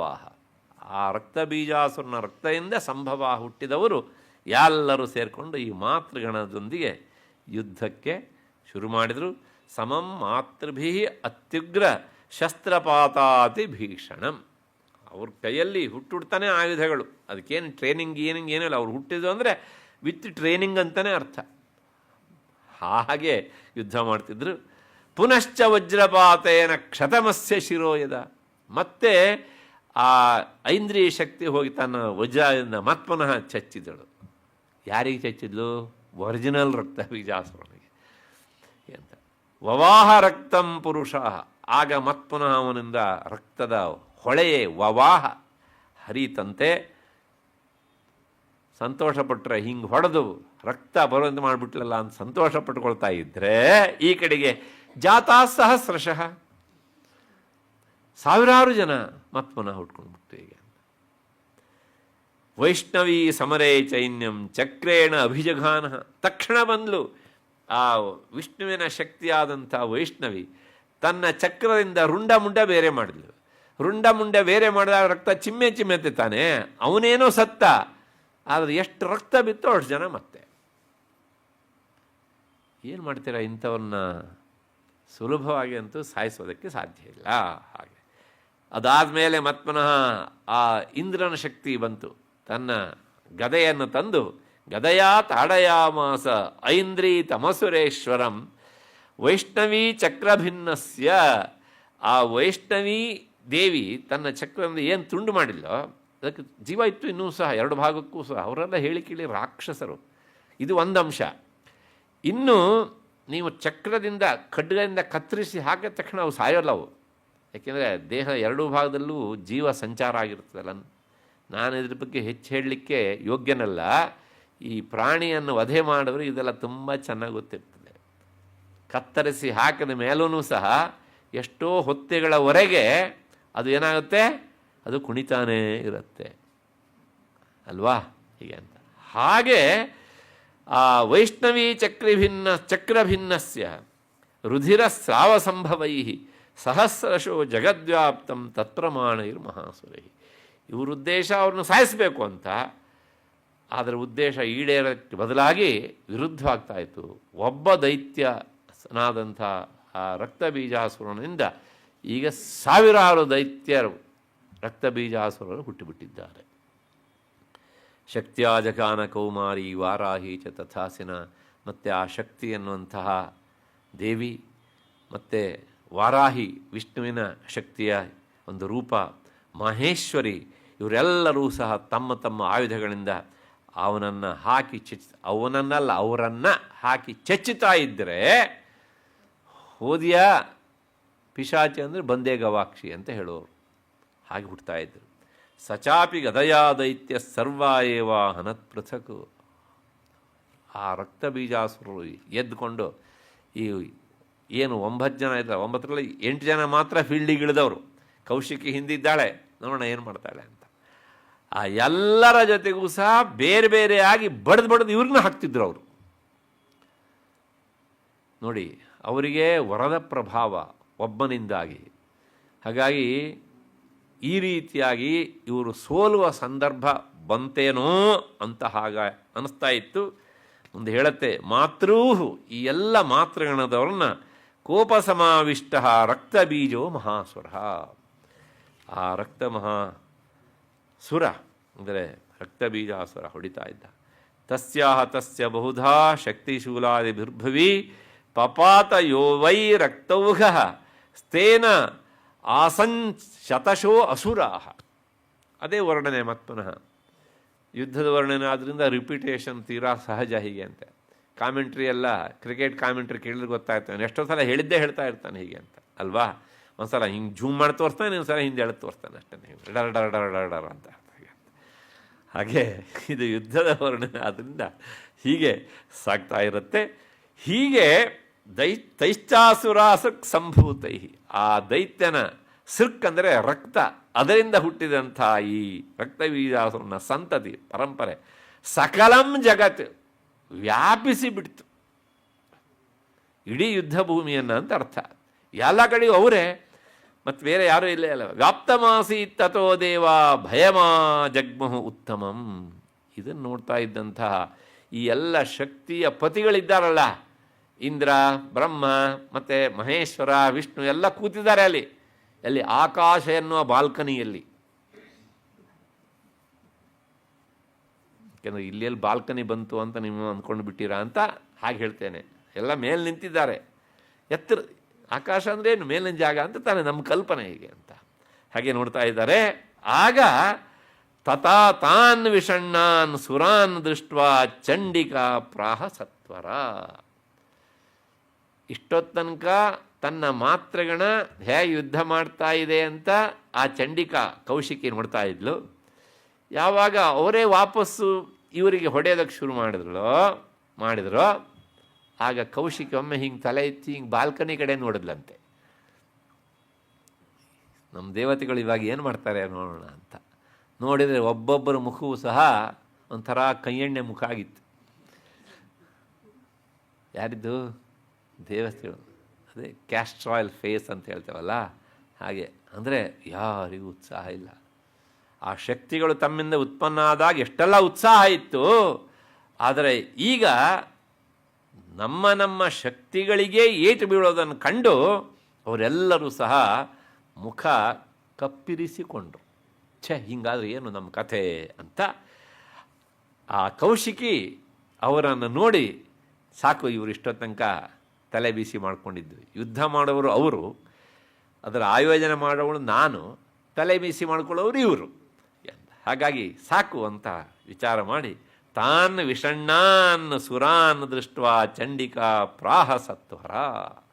ಆ ವಿಷಣ್ಣರಂತಹ ಸುರರನ್ನು, ದೇವತೆಗಳನ್ನು ನೋಡಿ ತಕ್ಷಣ ಚಂಡಿಕೆ ಕೌಶಿಕಿ ಹೇಳಿದಂತೆ ಉವಾಚ ಕಾಳೀಂ ಚಾಮುಂಡೇ ವಿಸ್ತೀರ್ಣಂ ವದನಂಕುರು. ಕಾಳಿ, ಚಾಮುಂಡೇ ಸಂಬೋಧನೆ, ಅದು ಚಾಮುಂಡ ಆಕಾರ ಅಂತ ಸ್ತ್ರೀಲಿಂಗ, ಅದರ ಸಂಬುದ್ಧಿಯಲ್ಲಿ ಚಾಮುಂಡೇ ಅಂತ ಆಗತ್ತೆ. ಹಾಗಾಗಿ ದಯವಿಟ್ಟು ಆ ಕನ್ನಡದ ಅರ್ಥ ಬರೋ ತರಹ ಚಾ ತೆಗೆದುಬಿಡಬೇಡಿ ಅಲ್ಲಿಂದ, ಆಗ ಅಪಾರ್ಥ ಆಗಿಬಿಡತ್ತೆ. ಹಾಗಾಗಿ ಚಾಮುಂಡೇ ಅಂದರೆ ಚಾಮುಂಡಾದೇವಿ, ಕಾಳಿ ಅಂತ ಅರ್ಥ. ಅವಳನ್ನು ಕರೆದು ತಕ್ಷಣ ಕೌಶಿಕಿ ಹೇಳ್ತಾಳೆ, ಇನ್ನು ತಡ ಮಾಡಬೇಡ, ನೀನು ಇನ್ನೇನಿದ್ರು ಸಹ ಸ್ಕ್ರೀನ್ ಮೇಲೆ ನೀನೇ ನೋಡಬೇಕು, ನಿನ್ನನ್ನೇ ತೋರಿಸ್ಕೊಳ್ಬೇಕು ನೀನು ಅಂಥೇಳಿ ವಿಸ್ತೀರ್ಣಂ ವದನಂಕುರು, ನಿನ್ನ ಬಾಯನ್ನು ಅಗಲ ಮಾಡು, ನಾಲಿಗೆಯನ್ನು ತೆಗಿ, ಭೂಮಿ ಮೇಲೆ ಚಾಚಿಬಿಡು. ಯಾಕೆ? ಆ ರಕ್ತ ಬೀಜ ಸುರನ ರಕ್ತ ಭೂಮಿಗೆ ಬಿದ್ದರೆ ಅಲ್ವಾ ಹುಟ್ಟೋದು, ಬಿದ್ದರೆ ನಿನ್ನ ನಾಲಿಗೆಲೆ ಮೇಲೆ ಬೀಳಿ, ಅದು ಭೂಮಿ ಬೀಳೋ ತಪ್ಪಿತು, ನಿನಗೆ ಒಂದಿಷ್ಟು ಆಹಾರ ಆಯಿತು. ಹಾಗಾಗಿ ವಿಸ್ತೀರ್ಣಂ ವದನಂಕುರು, ಯುದ್ಧ ಭೂಮಿಯಲ್ಲಿ ಎಲ್ಲ ಕಡೆಗೂ ಸಹ ನಿನ್ನ ಮುಖವನ್ನು ಅಗಲ ಮಾಡಿಬಿಡು ಹೀಗೆ ಅಂತ. ಎಲ್ಲಿ ಹೋದರೂ ಸಹ ಅವರೆಲ್ಲರೂ ನಿನ್ನ ನಾಲ್ಗೆ ಒಳಗೇನೆ ಬೀಳಬೇಕು. ಈ ಅಂಬಿಗ ಬಲೆ ಹಾಕ್ತಾನೆ ನೋಡಿ, ಆ ಬಲೆ ಹಾಕಿದಾಗ ಮೀನುಗಳು ಇದು ಬಲೆ ಅಲ್ಲ ಅಂತೇಳಿ ಹೋದರೆ ಪಾಪ ಕೊನೆಗೆ ಅವನು ಹಾಕಿ ಎಳಿಬೇಕಿದ್ರೆ ಗೊತ್ತಾಗುತ್ತೆ, ಓಹೋ ನಾವೆಲ್ಲರೂ ಸಹ ಇದರೊಳಗೇನೆ ಸಿಕ್ಕ ಹಾಕ್ಕೊಂಡಿದ್ದೇವೆ ಅಂತ. ಹಾಗೆ ಇದೊಂದು ರೀತಿಯ ಸ್ಪೆಷಲ್ ಬಲೆ. ಈಗ ಆ ಕಾಲಿಯ ನಾಲಿಗೆ ಎನ್ನುವಂಥ ಬಲೆ, ಅದನ್ನು ಹೊರಗಡೆ ಚಾಚಿಬಿಡು. ವಿಸ್ತೀರ್ಣಂ ವದನಂಕುರು ಮಚ್ಛಸ್ತ್ರಪಾತ ಸಂಭೂತಾನ್ ರಕ್ತ ಬೀಜಾನ್ ಮಹಾಸುರಾನ್. ನಾನು ಎಲ್ಲರನ್ನೂ ಕೊಚ್ಚಿತಾ ಹೋಗ್ತೇನೆ, ರಕ್ತ ಸುರಿತಾ ಇರುತ್ತೆ, ಅವರು ರಕ್ತ ಎಲ್ಲಿ ಬೀಳುತ್ತೆ? ನಿನ್ನ ನಾಲಿಗೆಯಲ್ಲಿ ಬೀಳುತ್ತೆ. ನಿನಗೆ ತಿಂಡಿ ಕಾಫಿ ಎರಡು ಒಟ್ಟೊಟ್ಟಿಗೆ ಆಗತ್ತೆ. ಈಗ ಅವ್ರ ಮಜ್ಜೆ ಮಾಂಸೆ ಮೂಳೆ ಎಲ್ಲ ತಿಂಡಿ, ರಕ್ತ ಕಾಫಿ ಅಂತ ನಮ್ಮಲ್ಲಿ ಕೇಳ್ತಾರಲ್ಲ. ಆಯಿತಾ ಅಂತ. ಮಧ್ಯಾಹ್ನ ಅಲ್ಲ 11 ಗಂಟೆಗೆ ಕಂಡು ಅದೇ ಪ್ರಶ್ನೆ, ರಾತ್ರಿ 11 ಗಂಟೆಗೆ ಸಿಕ್ಕಿದ್ರು ಅದೇ ಪ್ರಶ್ನೆ, ಕಾಫಿ ಆಯಿತಾ ಅಂತ. ಅಂದರೆ ಇಂಥವರಿಗೆಲ್ಲ ಈ ಜಗನ್ಮಾತೆ ಕಾಫಿ ಕುಡಿಸ್ತಾ ಇದ್ದಾಳೆ ಅಂತ. ಯಾವುದು ಕೇಳಬೇಕು ಯಾವುದು ಬಿಡಬೇಕು ಅಂತ ಸಾಮಾನ್ಯ ಕಲ್ಪನೆ ಇಲ್ಲ. ಮಾತಾಡ್ಲಿಕ್ಕೆ ನಮಗೆ ಶಬ್ದ ಇಲ್ವಲ್ಲ, ಹಾಗಾಗಿ ಕೇಳ್ತೇವೆ. ಯಾರು ಕಂಡು ಕಾಫಿ ಆಯಿತಾ ಅಂತ. ಗೊತ್ತಿದ್ದವನಾದರೂ ಸರಿ, ಗೊತ್ತಿಲ್ಲದೇವನಾದರೂ ಸರಿ, ಸುಮ್ಮನೆ ಒಂದು ದಿವಸ ನೋಡಿರ್ತೇವೆ ಹಿಂಗಂತೆ ಕಾಫಿ ಆಯಿತಾ ಅಂತ. ಇದನ್ನು ಕೇಳಿದಾಗ ಹಾಗೆ ನಿಮ್ಗೆ ಸಂಶಯ ಬರುತ್ತೆ, ಹಾಗೆ ಇನ್ನೇನು ಮಾತಾಡಿಸ್ಬೇಕು ಸರ್ ಅಲ್ವಾ? ಅದು ನೀವು ಪತ್ತೆ ಹಚ್ಕೊಳ್ಳಿ, ನಾನು ಕೇಳಬೇಡಿ ಅಂತ. ಹಾಗಿದ್ರೆ ಅದನ್ನೇ ಮುಂದುವರಿಸಿ ಅಷ್ಟೇ, ಇನ್ನೇನು ಮಾಡೋದು. ರಕ್ತಬಿಂದೂನ್ ಪ್ರತೀಚ್ಛತ್ವಂ ವಕ್ತ್ರೇಣ ಅನೇನ ವೇಗಿನ. ಹಾಗಾಗಿ ಆ ರಕ್ತ ಬಿಂದುಗಳನ್ನೆಲ್ಲ ನೀನು ಪ್ರತೀಚ್ಛ ಸ್ವೀಕರಿಸು. ಯಾಕೆ ಕೇಳಿದ್ರೆ ನಿನ್ನ ಮುಖವನ್ನು ಹಾಗೆ ಚಾಚಿದಾಗ ನಿನಗೆ ಬೇಕಷ್ಟು ಸಿಗತ್ತೆ. ಮತ್ತಷ್ಟೇ ಅಲ್ಲ, ಭಕ್ಷಯಂತಿ, ನಾನೇನು ಅತಿಶಯೋಕ್ತಿ ಮಾಡ್ತಾ ಇಲ್ಲ. ಭಕ್ಷಯಂತಿ ಅಂದರೆ ಅವರ ದೇಹದಲ್ಲಿರುವಂಥ ಮಜ್ಜೆ ಮಾಂಸ ಮೂಳೆಗಳನ್ನೆಲ್ಲ ಭಕ್ಷಯಂತಿ, ತಿಂತ ರಣೇ ಚರ, ಯುದ್ಧದಲ್ಲಿ ಸಂಚಾರ ಮಾಡು, ಕ್ಲೀನಿಂಗ್ ಪ್ರೋಸೆಸ್ ಎಲ್ಲ ನಿಂದೆ ಈಗ ಮತ್ತೆ ಪುನಃ ಅಂಥೇಳಿ. ತದುತ್ಪನ್ನಾನ್ ಮಹಾಸುರಾನ್ ಏವಮೇಷ ಕ್ಷಯಂ ದೈತ್ಯ ಕ್ಷೀಣರಕ್ತೋ ಭವಿಷ್ಯತೆ. ಕೊನೆಗೆ ಹೀಗೆ ಮಾಡ್ತಾ ಹೋದಾಗ ಆ ರಕ್ತ ಬೀಜಾಸುರನ ರಕ್ತ ಎಲ್ಲ ಏನಾಗುತ್ತೆ ಕೇಳಿದರೆ ಅದು ಕ್ಷೀಣವಾಗಿ ಹೋಗ್ಬಿಡುತ್ತೆ. ಅವನು ಬ್ಲಡ್ ಲೆಸ್ ಪರ್ಸನ್ ಆಗಿಬಿಡ್ತಾನೆ ಹೀಗೆ ಅಂತ. ಭಕ್ಷ್ಯಮಾಣಸ್ತ್ವಯಾ ಚೋಗ್ರಾಹ ನಚೋತ್ಪತ್ಸ್ಯಂತಿ ಚಾಪರೆ. ರಕ್ತ ಎಲ್ಲ ಹೀರಿ ಆದಮೇಲೆ ಇನ್ನು ಬೀಳೋದಕ್ಕೆ ಎಲ್ಲಿರುತ್ತೆ ಅಲ್ಲಿ ಅಲ್ವಾ? ಆಗ ಅವರೆಲ್ಲ ಬಿದ್ದರೂ ಸಹ ಭೂಮಿಗೆ ರಕ್ತ ಸ್ಪರ್ಶ ಆಗೋಲ್ಲ. ಆಗುವುದಾದರೆ ನಿನ್ನ ನಾಲಿಗೆ ಬಿತ್ತು ಅಂದರೆ ನಿನಗೆ ಆಹುತಿ ಆಯಿತು ಅಂತ ಅರ್ಥ ಹೀಗೆ ಅಂತ. ಮುಖೇನ ಹೀಗೆ ಇತ್ಯುಕ್ತ ತಾಂ ತಥೋ ದೇವಿ ಶೂಲೇನ ಅಭಿಜಘಾನ. ಹೀಗೆ ಇಷ್ಟು ಹೇಳಿ ತನ್ನ ಶೂಲಾಯುಧದಿಂದ ಎಲ್ಲರನ್ನೂ ಸಹ ಹೊಡೆದು ಹಾಕ್ತಾ ಇದ್ಲು. ಕಾಲಿ ಏನು ಮಾಡ್ತಾ ಇದ್ಲು ಕೇಳಿದರೆ ಜಗರ್ಹೇ, ತನ್ನ ನಾಲಿಗೆಯನ್ನು ಚಾಚಿ ಮುಖೇನ, ತನ್ನ ಮುಖದಿಂದ ಆ ಯಾರ್ಯಾರು ಹೀಗೆ ಸತ್ತಿದ್ದಾರವನ್ನೆಲ್ಲ ಹೀರ್ತಾ ಇದ್ಲು. ರಕ್ತ ಬೀಜಸ್ಯ ಶೋಣಿತಂ ತಥೋ ಅಸೌ ಆಜಘಾನಾಶು ಗದಯಾ ತತ್ರ ಚಂಡಿಕಾಂ ನ ಚಾಸ್ಯ ವೇದನಾಂಚಕ್ರೆ ಗತಾಪಾತೋಲ್ಪಿಕಾಮಪಿ. ಇಷ್ಟೆಲ್ಲ ಆದ ಮೇಲೆ ಈಗ ಆ ಒರಿಜಿನಲ್ ಇದಾನಲ್ಲ ರಕ್ತ ಬೀಜಾಸುರ, ಗದಯಾ ತತ್ರ ಚಂಡಿಕಾಂ, ತನ್ನ ಗದೆಯನ್ನು ಎತ್ಕೊಂಡು ಬಂದು ಚಂಡಿಕಾ ದೇವಿಗೆ ಹೊಡೆದ. ನಚಾಸ್ಯಾಹ ವೇದನಾಂಚಕ್ರೆ, ಅವನು ಹೊಡೆದಾಗ ಜಗನ್ಮಾತೆಗೆ ಚಂಡಿಕಾ ಪರಮೇಶ್ವರಿಗೆ ಒಂದೇ ಒಂದು ಚೂರು ಸಹ ನೋವಾಗಲಿಲ್ವಂತೆ. ಹೇಗೆ ಕೇಳಿದರೆ ಈ ನೌಲ್ಗಿರಿ ತಗೊಂಡು ಹೊಡಿತಾರಲ್ಲ ಅಲ್ವಾ, ಅವರಲ್ಲ ಮತ್ತೆ ಹಾಗೆ ಅಂತ. ಅದು ಹೊಡೆದು ಏನಾಗುತ್ತೆ ಥರ ಈ ಚಾಮರದ ಬೀಸಿದಾಗ ಹೇಗಿರುತ್ತೋ ಹಾಗಿರುತ್ತೆ. ಹಾಗೆ ವೇದನಾಂಚಕ್ರೆ ಗದಾಪಾತೋಲ್ಪಿಕಾಮಪಿ, ಆ ಗದೆಯನ್ನು ಹೊಡೆದರೂ ಸಹ ಅವಳಿಗೆ ಏನೂ ಏಟಾಗಲಿಲ್ಲ. ಹೀಗೆ ತಸ್ಯಾಹ ತಸ್ಯ ದೇಹಾತ್ತು ಬಹು ಸುಸ್ರಾವ ಶೋಣಿತಂ ಯತಸ್ತತಸ್ತದ್ವಕ್ತ್ರೇಣ ಚಾಮುಂಡಾ ಸಂಪ್ರತೀಚ್ಛತಿ. ಹೀಗೆ ತಸ್ಯ ಆಹ ತಸ್ಯ, ಹೀಗೆ ಅವನು ಮತ್ಪುನಃ ಹೊಡೆದ ಜಗನ್ಮಾತೆ, ಅವನಿಗೆ ಮತ್ಪುನಃ ಹೊಡಲು ಸುಸ್ರಾವ ಶೋಣಿತಂ. ಶೋಣಿತಂ ಅಂದರೆ ರಕ್ತ, ಅದು ಹರಿಯಿತು ಮತ್ತೆ. ಯತಃ ತದ್ವಕ್ತ್ರೇಣ ಚಾಮುಂಡಾ ಸಂಪ್ರತೀಚ್ಛತಿ. ಆಗ ಕಾಲಿ, ಚಾಮುಂಡಾ ಅಂದ್ರೆ ಒಂದೇ, ಕಾಲಿ ಅಂದರೆ ಒಂದೇ. ಇವಳು ಹೊಡೆದ ತಕ್ಷಣ ರಕ್ತ ಬೀಳ್ತಿತ್ತು, ಅವಳು ಅದನ್ನೆಲ್ಲವನ್ನು ಸಹ ಸಕ್ ಮಾಡ್ತಾ ಇದ್ಲು ಹೀಗೆ ಅಂತ. ಮುಖೇ ಸಮುದ್ಗತಾಯಸ್ಯಾಹ ರಕ್ತಪಾತಾನ್ ಮಹಾಸುರಾಹ ತಾಂಶ್ಚ ಖಾದಾತ ಚಾಮುಂಡಾ ಪಪೌ ತಸ್ಯ ಚ ಶೋಣಿತಂ. ಇವಳು ಹೊಡಿತಾ ಇದ್ಲು, ರಕ್ತ ಚಿಮ್ತಿತ್ತು, ಕಾಲಿ ಅದನ್ನೆಲ್ಲವನ್ನು ಸಹ ಹಿರ್ತಿದ್ಲು. ಹೀಗೆ ಸಾಗ್ತಾ ಇತ್ತು. ಕೊನೆಗೆ ಇನ್ನು ಸಾಕು ಆಟ ಅಂಥೇಳಿ ದೇವಿ ಶೂಲೇನ ವಜ್ರೇಣ ಬಾಣೈ ರಸಿಭಿ ವೃಷ್ಟಿಭಿ, ಕೊನೆಗೆ ತನ್ನ ಶೂಲಾಯುಧದಿಂದ ಒಂದು, ಅದಾದಮೇಲೆ ವಜ್ರೇಣ ವಜ್ರಾಯುಧದಿಂದ, ಬಾಣೈ ಬಾಣಗಳಿಂದ, ಮತ್ತು ಆ ಅಸಿಭಿ, ಈಗ ತಾನೇ ಹೇಳಿದ್ದೇನೆ ಅಸಿ ಅಂದರೆ ಒಂದು ಕಡೆಗೆ ಮಾತ್ರ ಅಲಗು ಇರುವಂತಹದ್ದು, ಅದರಿಂದ ವೃಷ್ಟಿಭಿ ಎರಡು ಕಡೆ ಇರುವಂತಹದ್ದು. ಆ ಎರಡು ಕಡೆ ಇರುವಂತಹದ್ದು ಕಲ್ಪನೆ ಬರಲಿಕ್ಕಿಲ್ಲ ನಿಮಗೆ, ಅದಕ್ಕೋಸ್ಕರ ಹೇಳ್ಬಿಡ್ತಾನೆ. ಈ ಸಾಮಾನ್ಯ ಬೇಕರಿಗಳಲ್ಲಿ ಈ ಬ್ರೆಡ್ಡನ್ನು ಕಟ್ ಮಾಡಲಿಕ್ಕೆ ಅಂದು ಒಂದು ಇಟ್ಕೊಂಡಿರ್ತಾರೆ, ಅದು ಎರಡೂ ಕಡೆಗೂ ಸಹ ಅಲಗಿರುತ್ತೆ. ಹೌದಾನೆ? ಯಾಕೆಂದ್ರೆ ಅವನಿಗಿರೋ ಅವಸರದೊಳಗೆ ಯಾವ ಕಡೆ ಅಲಗಿದೆ ಯಾವ ಕಡೆ ಅಲಗಿಲ್ಲ ಅಂತ ನೋಡೋಕ್ಕೆ ಪುರುಷತ್ತಿಲ್ಲ ಅವನಿಗೆ. ಹಿಂಗೆ ಹಾಕ್ತಾ ಇರ್ತಾನೆ ಅಷ್ಟೇ ಅಲ್ವಾ? ಅದು ಎರಡು ಕಡೆ ಕೆಲಸ ಮಾಡುತ್ತೆ ಅಂಥದ್ದು. ಅದಕ್ಕೆ ರಿಷ್ಟಿ ಅಂತ ಹೆಸರು. ಅದರಿಂದ ಜಘಾನ ರಕ್ತಬೀಜಂತಂ ಚಾಮುಂಡ ಪೀತಶೋಣಿತಂ. ಹೀಗೆ ಅವನನ್ನು ಹೊಡೆದಳು ಈ ಎಲ್ಲ ಆಯುಧಗಳಿಂದ. ಮರುಕ್ಷಣದಲ್ಲಿ ಅಮ್ಮ ನಾನಿದ್ದೇನೆ ಯೋಚನೆ ಮಾಡಬೇಡಿ ಅಂದ್ಲು. ಯಾರು? ಕಾಲಿ. ಪೀತಶೋಣಿತಂ, ಅವನನ್ನು ಪೂರ್ತಿಯಾಗಿ ಹೊಡೆದುಬಿಟ್ಳು. ಸಪಪಾತ ಮಹೀ ಪೃಷ್ಠೇ. ಈಗ ರಕ್ತ ಬೀಜಾಸುರ ಬಿದ್ದ, ಭೂಮಿಗೆ ಬಿದ್ದಿದ್ದಾನೆ. ರಕ್ತ ಇಲ್ಲ, ಎಲ್ಲ ಸೋರಿ ಹೋಗಿದೆ, ತೂತು ಮಡಕೆ ನೀರಿದ್ದಂಗಾಗಿದೆ ಇವಾಗ. ಹಾಗಾಗಿ ಶಸ್ತ್ರಸಂಘ ಸಮಾಹತಃ ನೀರಕ್ತಶ್ಚ.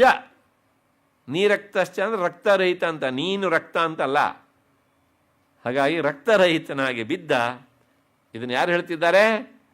ಆ ಸುಮೇಧು ಋಷಿ ಮಹೀಪಾಲ ಸುರಥನಿಗೆ ಹೇಳ್ತಾ ಇದ್ದಾರೆ. ರಕ್ತಬೀಜೋ ಮಹಾಸುರ ತತಸ್ಥೇ ಹರ್ಷಮತುಲಂ ಅವಾಪುಸ್ತದಶ ನೃಪ. ಯಾವಾಗ ರಕ್ತಬೀಜಾಸುರ ಬಿದ್ನೋ, ಧರೆಗೆ ಉರುಳಿದನೋ, ಆಗ ಬಾಲ್ಕನಿಯಲ್ಲಿ ಕಿಲ ಕಿಲ ಅಂತ ಶಬ್ದ. ಇಲ್ಲಿಲ್ಲ ಬಾಲ್ಕನಿ, ಗೊತ್ತಾಯ್ತಲ್ಲ? ಅಂದರೆ ಆಕಾಶದಂಥ ದೇವತೆಗಳಿಗೆ ನೋಡಿ. ಹರ್ಷಂ ಅತುಲಂ. ಮೊದಲು ತುಂಬ ಟೆನ್ಷನ್ ಆಗಿತ್ತು, ಈಗ ಟೆನ್ಷನ್ ಫ್ರೀ, ಲೆಸ್ ಆದರು ಅವರು. ತೇಷಾಂ ಮಾತೃಗಣೋ ಜಾತಃ ನನರ್ತಾ ಸಂಗ್ ಮದೋದ್ಧತಃ. ಈಗ ಆ ಮಾತೃಗಣ ಎಂಟ್ರಿ ಕೊಟ್ಟಿದೆ. ಎಲ್ಲ ಅವರ ಏನು ರಕ್ತ ಮಾಂಸಾದಿಗಳೆಲ್ಲ ಬಿದ್ದಿವೆಯಲ್ಲ, ಅವುಗಳನ್ನೆಲ್ಲ ಹೀರ್ತಾ ಆ ರಕ್ತಗಳನ್ನು ಕುಡಿದು ಉಬ್ಬಿ ಸಂತೋಷಪಟ್ಟು ಕುಪ್ಪಳಿಸಿದರಂತೆ. ಈ ರೀತಿಯಾಗಿ ಈ 63 ಶ್ಲೋಕಗಳಲ್ಲಿ ಸತ್ತವನು ಯಾರು ಅಂದರೆ ಒಬ್ಬನೇ ರಕ್ತ ಬೀಜಾಸುರ. ಇಲ್ಲಿಗೆ ಈ 8ನೇ ಅಧ್ಯಾಯ ಮುಗಿಯಿತು. ಪ್ರಾಯಶಃ ಇವನನ್ನು ಮುಗಿಸುವಾಗ ಆದಷ್ಟು ಕಷ್ಟ ಮುಂದೆ ಶುಂಭ ನಿಶುಂಭರು ಬರ್ತಾರೆ, ಆಗಲೂ ಜಗನ್ಮಾತೆಗೆ ಅಷ್ಟು ಕಷ್ಟ ಆಯಿತು ಅಲ್ಲೋ ಗೊತ್ತಿಲ್ಲ. ಆಗಿದೆ, ಯಾಕೆಂದರೆ ಅವರು ಸಹ ಸಾಕಷ್ಟು ಬಲಿಷ್ಠರೇ. ನೋಡೋಣ ಮುಂದೆ. ಈಗ ಕಥೆಯನ್ನು ಕೇಳ್ತಾ ಇರೋರು ಯಾರು? ಆಶ್ರಮದಲ್ಲಿ ಕುಳಿತೋ ಸುರಥ ಮತ್ತು ಸಮಾಧಿ ಹೇಳ್ತಾ ಇರುವವರು ಸುಮೇಧು ಋಷಿ ಅಂತ. ನಾವು ಅಲ್ಲಿಗೆ ಹೋಗಬೇಕು, ಮಧ್ಯೆ ಒಂದ್ಸಲ ಅಲ್ಲಿ ಹೋಗಿ ಬರಬೇಕು. ವಿಚಿತ್ರಮಿದಮ ರಾಜೋವಾಚ. ಈಗ ಆ ಸುರಥ ಎನ್ನುವಂಥ ರಾಜ ಕೇಳಿದ, ಏನು? ವಿಚಿತ್ರಮಿದಮಾಖ್ಯಾತಂ. ಇದು ಬಹಳ ವಿಚಿತ್ರವಾಗಿದೆ. ಯಾವುದು ವಿಚಿತ್ರ ಅಂದರೆ ಈ ರಕ್ತ ಬೀಜಾಸುರನೇ ವಿಚಿತ್ರ. ನಮ್ಮಲ್ಲೆಲ್ಲ ಒಬ್ಬನಿಗೆ ಹೊಡೆದ್ರೆ ರಕ್ತ ಬಿದ್ದರೆ ಅವನು ಸತ್ತ ಅಂತ ಅರ್ಥ. ಇಲ್ಲ ಹಾಗಲ್ಲ, ಅವನು ಸಾಯೋದಿಲ್ಲ, ಆ ರಕ್ತದಿಂದ ಮತ್ತೆ ಹುಟ್ಟಿ ಬರ್ತಾ ಇರ್ತಾರೆ. ಹಾಗಾಗಿ ಈ ಕಥೆ ಹೇಗುಂಟು ಕೇಳಿದರೆ ಅತ್ಯಂತ ವಿಚಿತ್ರವಾಗಿ ಉಂಟು. ಭಗವಾನ್ ಭವತಾ ಮಮ. ಪೂಜ್ಯರೇ, ಈ ಕಥೆಯನ್ನು ನನಗೆ ಹೇಳ್ತಾ ಇದ್ದೀರಲ್ಲ, ದೇವ್ಯಾಶ್ಚರಿತ ಮಾಹಾತ್ಮ್ಯಂ. ಆ ಕೌಶಿಕೀ ದೇವಿಯ ಕಥೆ ಅಂದರೆ ಚಂಡಿಕಾ ಪರಮೇಶ್ವರ ಕಥೆ ಅತ್ಯಂತ ನನಗೆ ಕೇಳಲಿಕ್ಕೆ ಇನ್ನೂ ಕುತೂಹಲವನ್ನು ಹುಟ್ಟಿಸ್ತಾ ಉಂಟು. ರಕ್ತಬೀಜ ವಧಾಶ್ರಿತಂ. ಆ ರಕ್ತಬೀಜನ ವಧೆಯನ್ನು ಅವಲಂಬಿಸಿದಂಥ ಈ ಕಥೆ ನನಗೆ ತುಂಬ ಸಂತೋಷ ಕೊಟ್ಟಿದೆ. ಅದಕ್ಕೋಸ್ಕರ ಆ ಸಂತೋಷದ ಮುಂದುವರಿದ ಭಾಗವಾಗಿ ಭೂಯಶ್ಚ ಇಚ್ಛಾಮ್ಯಹಂ ಶ್ರೋತಂ. ಹಾಗೆ ಮುಂದಿನ ಕಥೆಯನ್ನು ಎಲ್ಲ ಹೇಳಿಬಿಡಿ. ನಮಗೆ ಇವ್ರ ಕಥೆ ಮುಖ್ಯ ಅಲ್ಲ, ಜಗನ್ಮಾತೆ ಲೋಕಹಿತಕ್ಕೋಸ್ಕರ ಮಾಡುವಂಥ ಅವಳ ಈ ಲೀಲಾ ನಾಟಕ ಉಂಟಲ್ಲ, ಅದು ಮುಖ್ಯ. ಅದನ್ನು ನನಗೆ ಹೇಳಿ. ಯಾಕೆಂದರೆ ಹೊರಟಿದ್ದೇ ಅದಕ್ಕೋಸ್ಕರ. ತನ್ನ ಮಾಯೆಯಿಂದ ಬೇರೆ ಬೇರೆ ರೂಪವನ್ನು ಅವಳು ತಾಳ್ತಾಳೆ ಅಂತ ಕಥೆಯ ಪ್ರಾರಂಭ ಆಗಿದೆ. ಅದನ್ನು ನಾವು ಮರಿಬಾರ್ದು, ಲೋಕಹಿತಕ್ಕೋಸ್ಕರ. ಹಾಗಾಗಿ ಯತ್ ಕರ್ಮ ನಿಶುಂಭಶ್ಚಾತಿ ಕೋಪನಃ. ಯಾಕೆಂದರೆ ಇವರು ಇಡೀ ಸ್ಥೂಲವಾದ ಪರಿಚಯ ನಮಗಾಗಿದೆ. ಧೂಮ್ರಾಕ್ಷ, ಧೂಮ್ರಲೋಚನ, ಅಕ್ಷ ಅಂದ್ರೆ ಒಂದೇ, ಲೋಚನ ಅಂದ್ರೆ ಒಂದೇ. ಅವನು ಹೋದ, ಅದಾದಮೇಲೆ ಸುಗ್ರೀವ ಹೋದ, ಚಂಡಮುಂಡ್ರು ಹೋದರು, ಅದಾದಮೇಲೆ ರಕ್ತಬೀಜ ಹೋದ. ಈಗ ಇವರೆಲ್ಲರಿಗೂ ನಾಯಕರಾದಂತಹ ಇಬ್ಬರಿದ್ದಾರಲ್ಲ, ಅವರ ಕಥೆಯನ್ನು ಹೇಳದೇ ಇದ್ದರೆ, ಅಂದರೆ ಅವರನ್ನು ಮುಗಿಸುವುದಕ್ಕೋಸ್ಕರ ಜಗನ್ಮಾತೆ ಏನು ಮಾಡಿದಳು ಅಂತ ಹೇಳದೇ ಇದ್ದರೆ ಕಥೆ ಪೂರ್ತಿ ಆಗೋದಿಲ್ಲ. ಅಷ್ಟೇ ಅಲ್ಲ, ಆ ಕಥೆಯನ್ನು ಕೇಳಿದಾಗ ಬರುವಂತಹ ಒಂದು ಪವಿತ್ರ ಭಾವ, ಜಗನ್ಮಾತೆಯ ಬಗ್ಗೆ ಅವಳನ್ನು ಆರಾಧಿಸಬೇಕು ಎನ್ನುವಂಥ ಭಾವ ಪೂರ್ತಿ ಬರಬೇಕು ಅಂದರೆ ಆ ಕಥೆಯನ್ನು ಪೂರ್ತಿ ಹೇಳಿ ಅಂತ ಆ ಸುರಥ ರಾಜ ಹೇಳಿದಾಗ ನಿಶುಂಭಶ್ಚಾತಿ ಕೋಪನ. ಯಾಕೆಂದರೆ ಅವರಿಬ್ಬರನ್ನು ಮುಗಿಸೋದು ಸಹ ಜಗನ್ಮಾತೆಗೆ ಸುಲಭದ ಕೆಲಸ ಅಲ್ಲ. ಶುಂಭ ನಿಶುಂಭ ಇಬ್ಬರೂ ಅಷ್ಟೇ ದುಷ್ಟರು. ಹಾಗಾಗಿ ಅವರನ್ನು ಸಂಹರಿಸುವ ವ್ಯಾಜದಿಂದ ಜಗನ್ಮಾತೆ ಏನು ಮಾಡಿದಳು ಅಂತ ಜಗನ್ಮಾತೆಯ ಕಥೆಯನ್ನು ಹೇಳಿ ಅಂತ ಕೇಳಿದಾಗ ಋಷಿರುವಾಚ, ಆ ಸುಮೇಧ ಋಷಿ ಮತ್ತೆ ಪುನಃ ಕಥೆಯನ್ನು ಹೇಳೋದಕ್ಕೆ ಪ್ರಾರಂಭಿಸ್ತಾನೆ. ಚಕಾರ ಕೋಪಮುತಲಂ ರಕ್ತಬೀಜೆ ನಿಪಾತಿತೆ ಶುಂಭಾಸುರೋ ನಿಶುಂಭಶ್ಚ ಹತೇಷ್ವನ್ಯೇಷು ಚಾಹವೇ. ಆಹವ ಅಂದರೆ ಯುದ್ಧ, ಬ್ಯಾಟಲ್ ಫೀಲ್ಡ್. ಹೀಗೆ ಯುದ್ಧ ಭೂಮಿಯಲ್ಲಿ ಯಾರ್ಯಾರು ತನ್ನವರು ಹೋಗಿ ಆ ಸ್ತ್ರೀಯನ್ನು ಅಂದರೆ ಜಗನ್ಮಾತೆಯನ್ನು, ಅವನ ಭಾಷೆಯಲ್ಲಿ ಸ್ತ್ರೀ, ನಮ್ಮ ಭಾಷೆಯಲ್ಲಿ ಜಗನ್ಮಾತೆ, ಚಂಡಿಕಾ ಪರಮೇಶ್ವರಿ, ಕೌಶಿಕಿ ಎಲ್ಲ, ಈಕೆಯನ್ನು ಮುಗಿಸಿ ಬರ್ತಾರೆ ಅಂತ ಕಳಿಸಿದನೋ ಅವರೆಲ್ಲರೂ ಹೋಗ್ತಾರೆ, ವಾಪಸ್ ಬರೋದಿಲ್ಲ, ಹೋಗೇ ಬಿಡ್ತಾರೆ ಪರ್ಮನೆಂಟಾಗಿ. ಮತ್ತಷ್ಟೇ ಅಲ್ಲ, ತನ್ನ ಕಡೆ ಎಷ್ಟೊಂದು ಜನ ಸೈನಿಕರು ಸತ್ತು ಹೋಗಿದ್ದಾರೆ, ಲೆಕ್ಕವೇ ಇಲ್ಲ. ಹಾಗಾಗಿ ಇದರಿಂದ ರಕ್ತಬೀಜೇ ನಿಪಾತಿತೆ, ರಕ್ತಬೀಜನಂತವನೂ ಹೋದ. ರಕ್ತಬೀಜ ತಮ್ಮಳಿಯ ಎಂಥ ಪರಾಕ್ರಮಿ, ಅವನನ್ನು ಸಾಯಿಸ್ಲಿಕ್ಕೆ ಹೋದವನು ಈವರೆಗೆ ಯಾರೂ ಬದುಕಲಿಲ್ಲ. ಆದರೆ ಇಲ್ಲೇ ಏನಾಯಿತು ಕೇಳಿದ್ರೆ ಅವನೇ ಸತ್ತ. ಹಾಗಾಗಿ ಈಗ ಅವರಿಗೆ ಗಾಬರಿ, ತಮ್ಮ ಶಕ್ತಿಯ ಬಹುಭಾಗವೇ ಕಳೆದು ಹೋಯಿತು ಅಂತ. ಇನ್ನು ಇಬ್ಬರೇ ಇರೋರು, ಸೈನಿಕರು ಹೋಗಿಬಿಟ್ಟಿದ್ದಾರೆ ಬಹಳಷ್ಟು ಜನ. ಹಾಗಾಗಿ ಚಕಾರ ಕೋಪಂ ಅತುಲಂ, ಕೊನೆಗೆ ಉಳಿದಿರೋದೇನು ಅಂದರೆ ಶೇಷಂ ಕೋಪೇನ ಪೂರಯತಿ. ಯಾರು ಮಾತಾಡಿಸಿದ್ರು ಈಗ ನಾನು ಮಾತಾಡಿಸ್ಬೇಡ ನೀನು, ಯಾಕೆಂದ್ರೆ ನನಗೆ ತಲೆ ಬಿಸಿ ಆಗಿದೆ, ಟೆನ್ಷನ್ ಆಗಿದೆ. ಈ ರೀತಿಯಾಗಿ ಕೋಪ ಕೋಪ ಕೋಪ ಯಾರಿಗೆ ಏಕೆಂದರೆ ಶುಂಭಾಸುರ ಅವನಿಗೆ ಕೋಪ, ನಿಶುಂಭಶ್ಚ ಅಣ್ಣ ತಮ್ಮ ಇಬ್ಬರಿಗೂ ಕೋಪ. ಅಂದರೆ ಏನು ಮಾಡಬೇಕು ಮುಂದೆ ಅಂತ. ಯಾಕೆಂದರೆ ಹತೇಶ್ವನ್ಯೇಷು ಚಾಹವೇ, ತನ್ನ ಕಡೆಯವರೆಲ್ಲರೂ ಹೋಗ್ಬಿಟ್ರಲ್ಲ ಅಂಥೇಳಿ. ಹನ್ಯಮಾನಂ ಮಹಾಸೈನ್ಯಂ, ಅವ್ರ ಸೈನ್ಯ ಯಾವ ಪ್ರಮಾಣದಲ್ಲಿ ಬಂದಿತ್ತು ಅಂತ ನಿನ್ನೆ ದಿವಸ ನಾವು ನೋಡಿದ್ದೇವೆ. ಆ ಇಡೀ ಸೈನ್ಯವನ್ನು ಇವರು ಸೇರ್ಕೊಂಡು ಬರೇ ಹೆಂಗಸರು ತಂಡ ಮುಗಿಸ್ಬಿಟ್ರಲ್ಲಪ್ಪ ಅಂಥೇಳಿ ವಿಲೋಕ್ಯ ಅಮರ್ಷ ಮುದ್ವಹನ್ ಅಭ್ಯಧಾವನ್ ನಿಶುಂಭೋತ ಮುಖ್ಯಯ ಸುರಸೇನೆ. ಈಗ ಅಂದ್ಕೊಂಡು ತಕ್ಷಣ ತಡ ಮಾಡಲೇ ಇಲ್ಲ.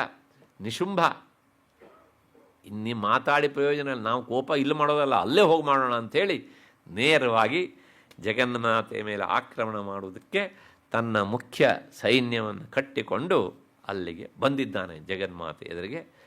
ಅವನು ಬರಬೇಕಿದ್ರೆ ಹೇಗಿತ್ತು ಅವನು ತಯಾರಿ ಅಂತಂದರೆ ತಸ್ಯ ಅಗ್ರತಃ, ಅವನು ಮುಂದ್ಗಡೆ ಒಂದಿಷ್ಟು ಜನ ಬಾಡಿಗಾರ್ಡ್ ಅವನಿಗೆ, ಇವನು ಯುದ್ಧ ಮಾಡೋನು.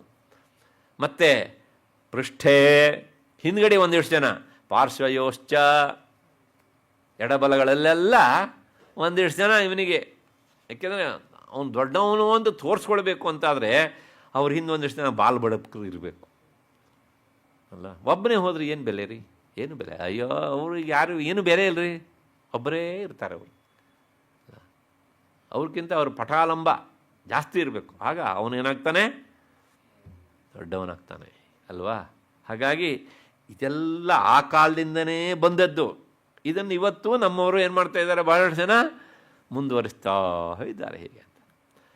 ಹಾಗಾಗಿ ಪಾರ್ಶ್ವಯೋಶ್ಚ ಮಹಾಸುರಾಹ ಸಂದಷ್ಟೌಟ ಪುಟಾಃ ಕ್ರುದ್ಧ, ಅವರೆಲ್ಲ ಹೇಗಿದ್ರು ಕೇಳಿದ್ರೆ ಒಬ್ಬೊಬ್ಬರೂ ಸಹ ಈ ಮಾತೃಗಣ ಮಾಡಿದಂತಹ ಒಂದು ಅನಾಹುತದಿಂದ ಮತ್ತು ಆ ಕಾಲಿ ಮಾಡಿದಂತಹ ಈ ಅನಾಹುತದಿಂದ ಅವ್ರ ಮೇಲೆ ಎಲ್ಲಿಲ್ಲದ ಕೋಪ ಬಂದಿದೆ. ಮನುಷ್ಯನಿಗೆ ತುಂಬ ಕೋಪ ಬಂದಾಗ ಏನಾಗುತ್ತೆ ಅಂದರೆ ಕಣ್ಣು ಕೆಂಪಾಗತ್ತೆ, ತುಟಿ ಅಲ್ಲಾಡುತ್ತೆ. ಆ ಅಲ್ಲಾಡಬಾರ್ದು ಅಂಥೇಳಿ ಒಬ್ಬೊಬ್ಬರು ಅವರ ತುಟಿಯನ್ನು ಗಟ್ಟಿ ಕಚ್ಕೊಂಡು ಹಿಡಿದಿದ್ರಂತ ಹೀಗೆ ಅಂತ ಹೇಳ್ತಾರಲ್ಲ, ಹಾಕ್ಬಿಡ್ತೇನೆ ನೋಡು ಅಂಥೇಳಿ ತುಟಿ ಕಚ್ತಾರೆ. ಅವನಿಗೆ ಏಟು ಬಿಡುತ್ತೋ ದಟ್ ಈಸ್ ಸಪ್ರೇಟ್, ಇವ್ರ ತುಟಿಯಲ್ಲಂತೂ ರಕ್ತ ಬರುತ್ತೆ, ಹಂಗೆ ಹಚ್ಕೊಳ್ತಾರೆ ಅಲ್ವಾ. ಹಾಗೆ ಸಂದಷ್ಟೌಷ್ಟ ಪುಟಾಹ, ತಮ್ಮ ತುಟಿಯನ್ನು ತಾವೇ ಕಚ್ಕೊಂಡು ಕೊನೆಗೆ ಏನು ಮಾಡೋದು ಕೇಳಿದರೆ ಚಂಡಿಕಾಂ ಕೋಪಾತ್ ಸಂದಷ್ಟೌಟ ಪುಟಾಃ ಕ್ರುದ್ಧ ಹಂತುಂ ದೇವಿ ಮುಪಾಯೇಯು, ಆ ಜಗನ್ಮಾತೆಯನ್ನು ಕೌಶಿಕಿ ದೇವಿಯನ್ನು ಹೊಡೆಯೋದಕ್ಕೆ ಅಂತ, ಸಾಯಿಸೋದಕ್ಕೆ ಅಂತ ಮುಂದಕ್ಕೆ ಬಂದರು. ಆಜಗಾಮ ಮಹಾವೀರ್ಯ ಶುಂಭೋಪಿ ಸಬಲೈರ್ವೃತಃ ನಿಹಂತಂ ಚಂಡಿಕಾಂ ಕೋಪಾತ್ ಕೃತ್ವಾ ಯುದ್ಧಂತ ಮಾತೃಭಿ. ಬರ್ತಾನೆ ಏನು ಮಾಡಿದಾಗ ಮಧ್ಯದಲ್ಲಿ ದಾರಿಯಲ್ಲಿ ಈ ಮಾತೃಗಣ ಅಂದರೆ 8 ಜನರ ಮಹಿಳಾ ತಂಡ ಸಿಕ್ಬಿಡ್ತು. ಅವ್ರ ಜೊತೆಗೆ ಯುದ್ಧ ಮಾಡಿಕೊಂಡೇ ಬಂದಿದ್ದಾನೆ, ದಾರಿ ಖರ್ಚಿಗೆ ಆಗಲಿ ಅಂಥೇಳಿ. ಹೀಗೆ ಯುದ್ಧ ಮಾಡ್ಕೊಂಡು ಬಂದಿದ್ದಾನೆ. ಅದಾದಮೇಲೆ ಚಂಡಿಕಾಂ ಕೋಪಾತ್ ನಿಹಂತಂ, ಆ ಚಂಡಿಕಾದೇವಿಯನ್ನು ಸಂಹರಿಸೋದಕ್ಕೆ ಮುಂದೆ ಬರ್ತಾ ಇದ್ದಾನೆ. ತಥೋ ಯುದ್ಧಮತೀವಾಸಿ ದೇವ್ಯಾ ಶುಂಭ ನಿಶುಂಭಯೋ. ಈಗ ಏನಾಯಿತು ಕೇಳಿದರೆ, ಆ ಕಡೆ ದೇವಿ ಒಬ್ಬಳು, ಈ ಕಡೆ ಅಣ್ಣ ತಮ್ಮ ಇಬ್ಬರೂ ಸೇರಿಬಿಟ್ಟಿದ್ದಾರೆ, ಶುಂಭ ಮತ್ತು ನಿಶುಂಭ ಇಬ್ಬರೂ ಸಹ. ಶರವರ್ಷ ಮತೀವೋಗ್ರಂ ಮೇಘಯೋರಿವ ವರ್ಷತೋ. ಇಬ್ಬರೂ ಸೇರಿಕೊಂಡು ಈಕೆ ಮೇಲೆ ಶರವರ್ಷ, ವರ್ಷ ಅಂದರೆ ಮಳೆ, ಶರ ಅಂದರೆ ಬಾಣ, ಬಾಣಗಳ ಮಳೆ. ಬಾಣಗಳ ಮಳೆ ಬರಬೇಕಿದ್ರೆ ಮಳೆಗೆ ಮೂಲ ಯಾವುದು? ಮೋಡ. ಮೋಡ ಹೇಗಿರುತ್ತೆ? ಕಪ್ಪಾಗಿರುತ್ತೆ ಅಲ್ವಾ, ನೀರು ತುಂಬಿದ ಮೋಡ. ಹಾಗೆ ಯಾರಪ್ಪ ಮೋಡ ಅಂದರೆ ಇವರೇ ಮೋಡ. ಇಲ್ಲಿ ಯಾರು? ಈ ಶುಂಭ ನಿಶುಂಭ ಎನ್ನುವಂಥ ಮೋಡಗಳಿಂದ ಈ ರೀತಿಯಾಗಿ ಬಾಣಗಳ ಮಳೆ ಸುರಿಯಿತು. ಚಿಚ್ಛೇದಾಸ್ತಾನ್ ಶರಾಂಸ್ತಾಭ್ಯಾಂ ಚಂಡಿಕಾ ಸ್ವಶರೋತ್ಕರೈ ತಾಡಯಾಮಾಸ ಚಾಂಗೇಶು ಶಸ್ತ್ರೌಘೈ ಅಸುರೇಶ್ವರ. ಎಲ್ಲ ಬಾಣ ಬಿಟ್ಟಿದ್ದನ್ನು ಸುಮ್ಮನೆ ಒಂದ್ಸಲ ಹಿಂಗೆ ಹೊಡೆದಾಗ್ತಾ ಇದ್ಲು ಅವಳು, ಹಿಂಗೆ ಮಾಡಿ ಸೊಳ್ಳೆ ಹೊಡೆದಂಗೆ ಅಷ್ಟೇ, ಮುಗಿದೋಯ್ತು. ಏಕೆಂದರೆ ಅವಳಿಗೆ ಗೊತ್ತಿತ್ತು ಇವನಲ್ಲಿ ಎಷ್ಟು ಶಕ್ತಿ ಉಂಟೋ ಅವನ ಶಕ್ತಿಗೆ ತಕ್ಕ ಹಾಗೆ ತನ್ನ ಶಕ್ತಿಯನ್ನು ಹೆಚ್ಚಿಸಿಕೊಳ್ತಾ ಇದ್ಲು ಅವಳಿಗೆ. ಏಕೆಂದರೆ ಸಕಲ ಶಕ್ತಿಗೂ ಮೂಲ ಅವಳೇ ಅಲ್ವಾ. ಆ ಎನರ್ಜಿಯ ತವರು ಮನೆ ಅಂತ ಒಂದಿದ್ದರೆ ಅದು ಯಾರು ಅಂದರೆ ಜಗನ್ಮಾತೆ. ಅದಕ್ಕೋಸ್ಕರ ಇವತ್ತಿಗೂ ಸಹ ನಮ್ಮಲ್ಲಿ ಶಕ್ತಿ ಅಂತಲೇ ನಾವು ಕರೆಯೋದು. ವಿಷ್ಣುವಿನ ಶಕ್ತಿ ಲಕ್ಷ್ಮಿ, ಅವಳಿದ್ರೆ ಅವನಿಗೆ ಬೆಲೆ ಅಲ್ವಾ. ಶಿವನ ಶಕ್ತಿ ಪಾರ್ವತಿ, ಅವಳಿದ್ರೆ ಅವನಿಗೆ ಬೆಲೆ. ಹೌದು ತಾನೆ. ಬ್ರಹ್ಮನ ಶಕ್ತಿ ಶಾರದೆ ಸರಸ್ವತಿ, ಅವಳಿದ್ರೆ ಅವನಿಗೆ ಬೆಲೆ. ಈ ಶಕ್ತಿ ಎಲ್ಲ ತೆಗೆದುಬಿಡಿ, ಅವರೆಲ್ಲ ಏನಾಗ್ತಾರೆ? ಇವತ್ತಿನ ಭಾಷೆಯಲ್ಲಿ ಹೇಳಬೇಕು ಒಂಥರ ಶಕ್ತಿ ರಹಿತರು, ಸೀಡ್ಲೆಸ್ಸು, ಏನೂ ಬೆಲೆ ಇಲ್ಲ. ಇದನ್ನು ಅರ್ಥ ಮಾಡಿಕೊಂಡೇ ನಮ್ಮಲ್ಲಿ ಪೂಜೆ ಮಾಡಬೇಕಿದ್ರೆ ಇವ್ರನ್ನೆಲ್ಲ ನಾವು ಹೇಗೆ ಸಂಬೋಧಿಸ್ತೀವಿ ಕೇಳಿದರೆ, ಲಕ್ಷ್ಮೀನಾರಾಯಣಾಭ್ಯಾಂ ನಮಃ, ವಾಣಿ ಹಿರಣ್ಯಗರ್ಭಾಭ್ಯಾಂ ನಮಃ ಅಲ್ವಾ, ಶಚಿ ಪುರಂದರಾಭ್ಯಾಂ ನಮಃ, ಅರುಂಧತಿ ವಸಿಷ್ಠಾಭ್ಯಾಂ ನಮಃ. ಇಲ್ಲೆಲ್ಲ ಯಾರ ಹೆಸರು ಮೊದಲು ಬರೋದು? ಶಕ್ತಿ ಸ್ವರೂಪರಾದಂಥ ಆ ಸ್ತ್ರೀಯರ ಹೆಸರೇ ಮೊದಲು ಬರೋದು. ನಮ್ಮವ್ರು ಯಾರೂ ಇದನ್ನು ನೋಡೋದಿಲ್ಲ. ನಮ್ಮಲ್ಲಿ ಹೆಂಗಸರಿಗೆ ಅಂದರೆ ಸ್ತ್ರೀಯರಿಗೆ ಗೌರವ ಇಲ್ಲ, ಅವರಿಗೆ ಪವಿತ್ರ ಸ್ಥಾನ ಇಲ್ಲ ಅಂತ ನೋಡೋದು ಇಲ್ಲ, ಓದೋದು ಇಲ್ಲ. ಯಾವನೋ ಒಬ್ಬ ಹೇಳ್ತಾನೆ, ನಮ್ಮಲ್ಲಿ ಇರ್ತಾರಲ್ಲ ಏನು ವ್ಯಾಧಿಗಳು, ವಿಚಾರ ವ್ಯಾಧಿಗಳು, ಅವ್ರು ಹೇಳ್ತಾರೆ, ಅವ್ರಿಗೆ ಇದು ಓದಿದ್ರು ಅರ್ಥ ಆಗೋದಿಲ್ಲ, ಯಾಕೆ ಸಂಸ್ಕೃತ ಬರೋದಿಲ್ವಲ್ಲ. ಅವ್ರು ಹೇಳ್ತಾರೆ, ನಮ್ಮವ್ರು ಕೇಳ್ತಾರೆ ಹೇಗೆ ಅಂತ. ನಮ್ಮ ಸಾಹಿತ್ಯದಲ್ಲಿ ನೋಡಬೇಕು, ಅವ್ರಿಗೆ ಕೊಟ್ಟಂಥ ಸ್ಥಾನವನ್ನು ಪುರುಷರಿಗೂ ಕೊಟ್ಟಿಲ್ಲ, ಕೆಲವು ಕಡೆ ಅಷ್ಟು ಗೌರವ ಸ್ಥಾನ ಕೊಟ್ಟಿದ್ದಾರೆ. ಸ್ವತಃ ಶ್ರುತಿ ಮಾತೆ ಹೇಳೋದು ಮಾತೃದೇವೋಭವ, ಅದಾದಮೇಲೆ ಪಿತೃದೇವೋಭವ ಅಲ್ವಾ. ಇದನ್ನೂ ನಮ್ಮ ನೋಡಿ ಅರ್ಥ ಮಾಡ್ಕೊಳ್ಳಿಕ್ಕೆ ಆಗೋದಿಲ್ಲ. ಹಾಗಾಗಿ ಆ ಸ್ತ್ರೀಯರಿಗೆ ಇಷ್ಟೆಲ್ಲ ಗೌರವ ಬಂದಿದ್ದ ಕಾರಣ ಈ ಜಗನ್ಮಾತೆ ಕೇಂದ್ರ ಬಿಂದು ಅದಕ್ಕೆ. ಹಾಗಾಗಿ ಮುಂದೆ ಏನಾಯಿತು ಕೇಳಿದರೆ, ನಿಹಂತಂ ಚಂಡಿಕಾಂ ಕೋಪಾತ್ ಕೃತ್ವಾ ಯುದ್ಧಂತು ಮಾತೃಭಿಃ ಚಿಚ್ಛೇದಾಸ್ತಾನ್ ಶರಾಂಸ್ತಾಭ್ಯಾಂ ಚಂಡಿಕಾ ಸ್ವಶರೋತ್ಕರೈ. ಅವಳು ಇನ್ನೇನಲ್ಲ, ಹೀಗೆ ಬಾಣ ಎತ್ತಿ ಹಿಡ್ಕೊಬಿಟ್ಟಿದ್ದಾಳೆ ಅಷ್ಟೇ, ಅಷ್ಟರಿಂದಲೇ ಕೆಲಸ ಆಗ್ತಿತ್ತು ಹೀಗೆ ಅಂತ. ವಿಶ್ವಾಮಿತ್ರನ ಕಥೆಯನ್ನು ಕೇಳ್ತೇವಲ್ಲ ನಾವು. ವಸಿಷ್ಠರ ಮೇಲೆ ಆಕ್ರಮಣ ಮಾಡಲಿಕ್ಕೆ ಹೋದಾಗ ವಸಿಷ್ಠರು ಮೊದಲು ಹೇಳಿದ್ರು ನಂದಿನಿಗೆ, ನಾನಾಗಿ ಹಿಂಸೆ ಮಾಡಲಿಕ್ಕೆ ಹೋಗೋದಿಲ್ಲ, ನೀನೇ ಏನು ವ್ಯವಸ್ಥೆ ಮಾಡುವಂತ. ಆಗ ಅವಳೇ ಹೇಳ್ತಾಳೆ ನಂದಿನಿ, ಒಂದು ಕೆಲಸ ಮಾಡಿ, ನಿಮ್ಮ ಬ್ರಹ್ಮದಂಡ ಇದೆಯಲ್ಲ, ತಪಸ್ಸು ಮಾಡಬೇಕಾದ್ರೆ ಕೈಲಿ ಇರಿಸ್ಕೊಳ್ಳುವಂಥದ್ದು ಸಾಧನ, ಅದನ್ನಲ್ಲಿ ಇರಿಸಿಬಿಡಿ, ಮಿಕ್ಕಿದ್ದು ನಾನು ನೋಡ್ಕೊಳ್ತೇನೆ ಅಂತ. ಅಲ್ಲಿ ಇರಿಸಿದರು. ವಿಶ್ವಾಮಿತ್ರ ಬಾಣ ಬಿಟ್ಟ. ಆವಾಗಿನ್ನೂ ವಿಶ್ವಾಮಿತ್ರ ಆಗಿರಲಿಲ್ಲ, ಅವನು ಕೌಶಿಕ, ಅವನು ಗಾಧಿ ನಂದನ. ಬಿಟ್ಟು ಬಾಣ ಎಲ್ಲವನ್ನೂ ಸಹ ವಸಿಷ್ಠರ ಬ್ರಹ್ಮದಂಡ ನುಂಗ್ತಾ ಇತ್ತು. ಅವನು ಎಲ್ಲೇ ಬಿಡಲಿ ಅಲ್ಲಿ ಹೋಗ್ತಾ ಇದ್ರು ಎಳಿತಿತ್ತು, ಅದು ಗ್ರಾವಿಟೇಷನ್ ಪವರ್ ಅಷ್ಟಿತ್ತು ಅದಕ್ಕೆ. ಎಳೆದು ನುಂಗ್ತಾ ಇತ್ತು. ಇದನ್ನು ನೋಡಿಯೇ ಕೌಶಿಕನಿಗೆ ತಲೆ ಕೆಟ್ಟಿತು. ತಪಸ್ಸಿಗೆ ಇಷ್ಟೊಂದು ಶಕ್ತಿಯ ಅಂಥೇಳಿ ಆಗ ಅವನು ಏನು ಮಾಡ್ತಾನೆ ಅಂದರೆ ಹೇಳ್ತಾನೆ, ದಿಗ್ಬಲಂ ಕ್ಷತ್ರಿಯ ಬಲಂ, ನನ್ನ ಈ ಕ್ಷಾತ್ರ ಶಕ್ತಿಗೆ ಧಿಕ್ಕಾರ. ಬಲಂ ಬಲಂ ಬ್ರಹ್ಮ ತೇಜೋಬಲಂ. ಮುಂದಿನ ಮಾತು ನೋಡಿ, ಏಕೇನ ಬ್ರಹ್ಮದಂಡೇನ, ನನ್ನ ನಿಮ್ಮ ದೃಷ್ಟಿಯಲ್ಲಿ ಒಂದು ಕತ್ತಿಗೆ ತುಂಡು ಅದು. ಸರ್ವಾಸ್ತ್ರಾಣಿ ಹತಾನಿಮೆ. ಅದಕ್ಕೆ ಎಷ್ಟು ಶಕ್ತಿ ಇರಬೇಕ್ರಿ ಅಂದರೆ ಆ ಕಟ್ಟಿಗೆ ತುಂಡಿಗೆ ಇಷ್ಟು ಶಕ್ತಿ ಬರಬೇಕು ಅಂದರೆ ವಸಿಷ್ಠರು ಅದಕ್ಕೆ ಎಷ್ಟು ಶಕ್ತಿಯನ್ನು ತುಂಬಿರಬೇಕು, ಅವರಿಗೆ ಎಷ್ಟು ಶಕ್ತಿ ಇರಬೇಕು. ಹಾಗಾಗಿ ಈ ಶಕ್ತಿಯನ್ನು ನಾನು ಸಂಗ್ರಹಿಸಬೇಕು ಅಂತ ತೀರ್ಮಾನ ಮಾಡಿ ಹೋದ. ಹಾಗೆ ಇಲ್ಲಿ ಜಗನ್ಮಾತೆ ಏನು ಮಾಡಿದ್ರು ಕೇಳಿದರೆ, ಆ ಶರೋತ್ಕರೈಹಿ, ಶರ ಅಂದರೆ ಬಾಣ, ಅದರಿಂದ ಎತ್ತಿ ಹಿಡಿದಂಥ ಕೈ ಹೀಗೆ ಅಂತ.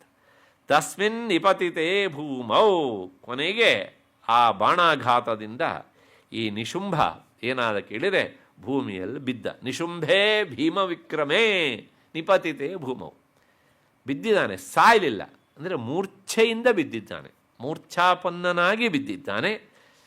ಯಾವಾಗ ಈ ನಿಶುಂಭ ಬಿದ್ದ ಆಗ ಭ್ರಾತರಿ ಅತೀವ ಸಂಕ್ರುದ್ಧ ಪ್ರಯೋ ಹಂತುಮಂಬಿಕಾಂ, ಅಣ್ಣನಾದಂಥ ಶುಂಭನಿಗೆ ಎಲ್ಲಿಲ್ಲದ ಕೋಪವಂತೂ ಜಗನ್ಮಾತೆ ಮೇಲೆ ಬಂದು ಎರಗಿದ.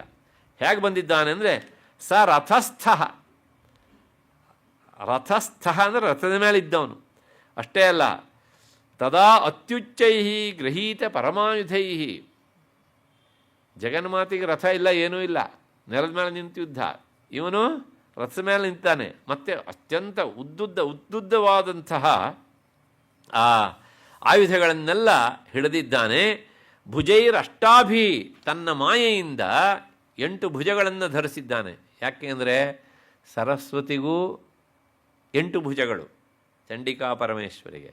ಹಾಗಾಗಿ ನಿನಗಿಂತ ನಾನೇನು ಕಡಿಮೆ ಅಂಥೇಳಿ ತನ್ನ ಮಾಯೆಯಿಂದ 8 ಭುಜವನ್ನು ಆತ ಈಗ ತೋರಿಸ್ತಾ ಇದ್ದಾನೆ. ಮೂಲವಾಗಿ ಅವನಿಗೆ ಅಷ್ಟು ಭುಜ ಇಲ್ಲ ಮೂಲತಃ, ಆದರೆ ಈಗ ಅಷ್ಟು ತೋರಿಸ್ತಾ ಇದ್ದಾನೆ. ಭುಜೈರಷ್ಟಾಭಿರತುಲೈ ವ್ಯಾಪ್ಯಾಶೇಷಂ ಅಭೌ ನಭ. ಕೊನೆಗೆ ಏನು ಮಾಡಿದ್ರೆ ತನ್ನ ಅತ್ಯಂತ ಭೀಕರವಾದಂಥ ರೂಪದಿಂದ ಎಲ್ಲ ಕಡೆಗೂ ಸಹ ವ್ಯಾಪಿಸಿ ನಿಂತುಬಿಟ್ಟಿದ್ದಾನೆ ಈ ಶುಂಭ.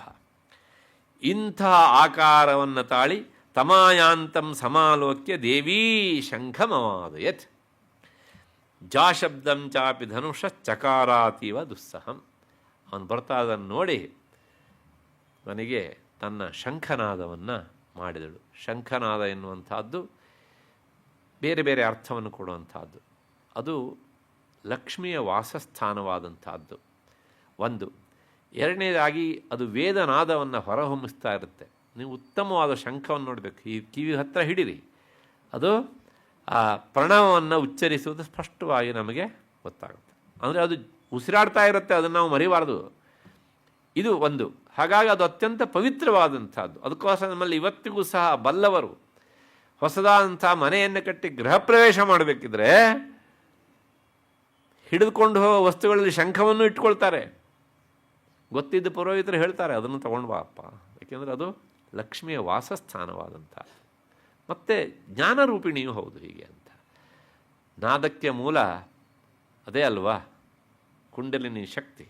ಹಾಗಾಗಿ ಆ ಶಕ್ತಿ ಸಂಚಯ ಅಲ್ಲಿ ತುಂಬ ಇರ್ತದೆ. ಎಷ್ಟು ಶಕ್ತಿ ಸಂಚಯ ಇರುತ್ತೆ ಅಂದರೆ, ನೀವು ಶಂಖವನ್ನು ಒಂದು ಅಕ್ಕಿಯ ಪಾತ್ರೆಯಲ್ಲಿ ಹಾಕಿ ಮುಚ್ಚಿ, ಅದೇನು ಮಾಡುತ್ತೆ, ತಾನೇ ಮೇಲೆ ಬಂದುಬಿಡುತ್ತೆ. ಅದು ಅಷ್ಟರ ಮಟ್ಟಿಗೆ ಆ ಶಕ್ತಿ ಅದಕ್ಕೆ ಇರುತ್ತೆ.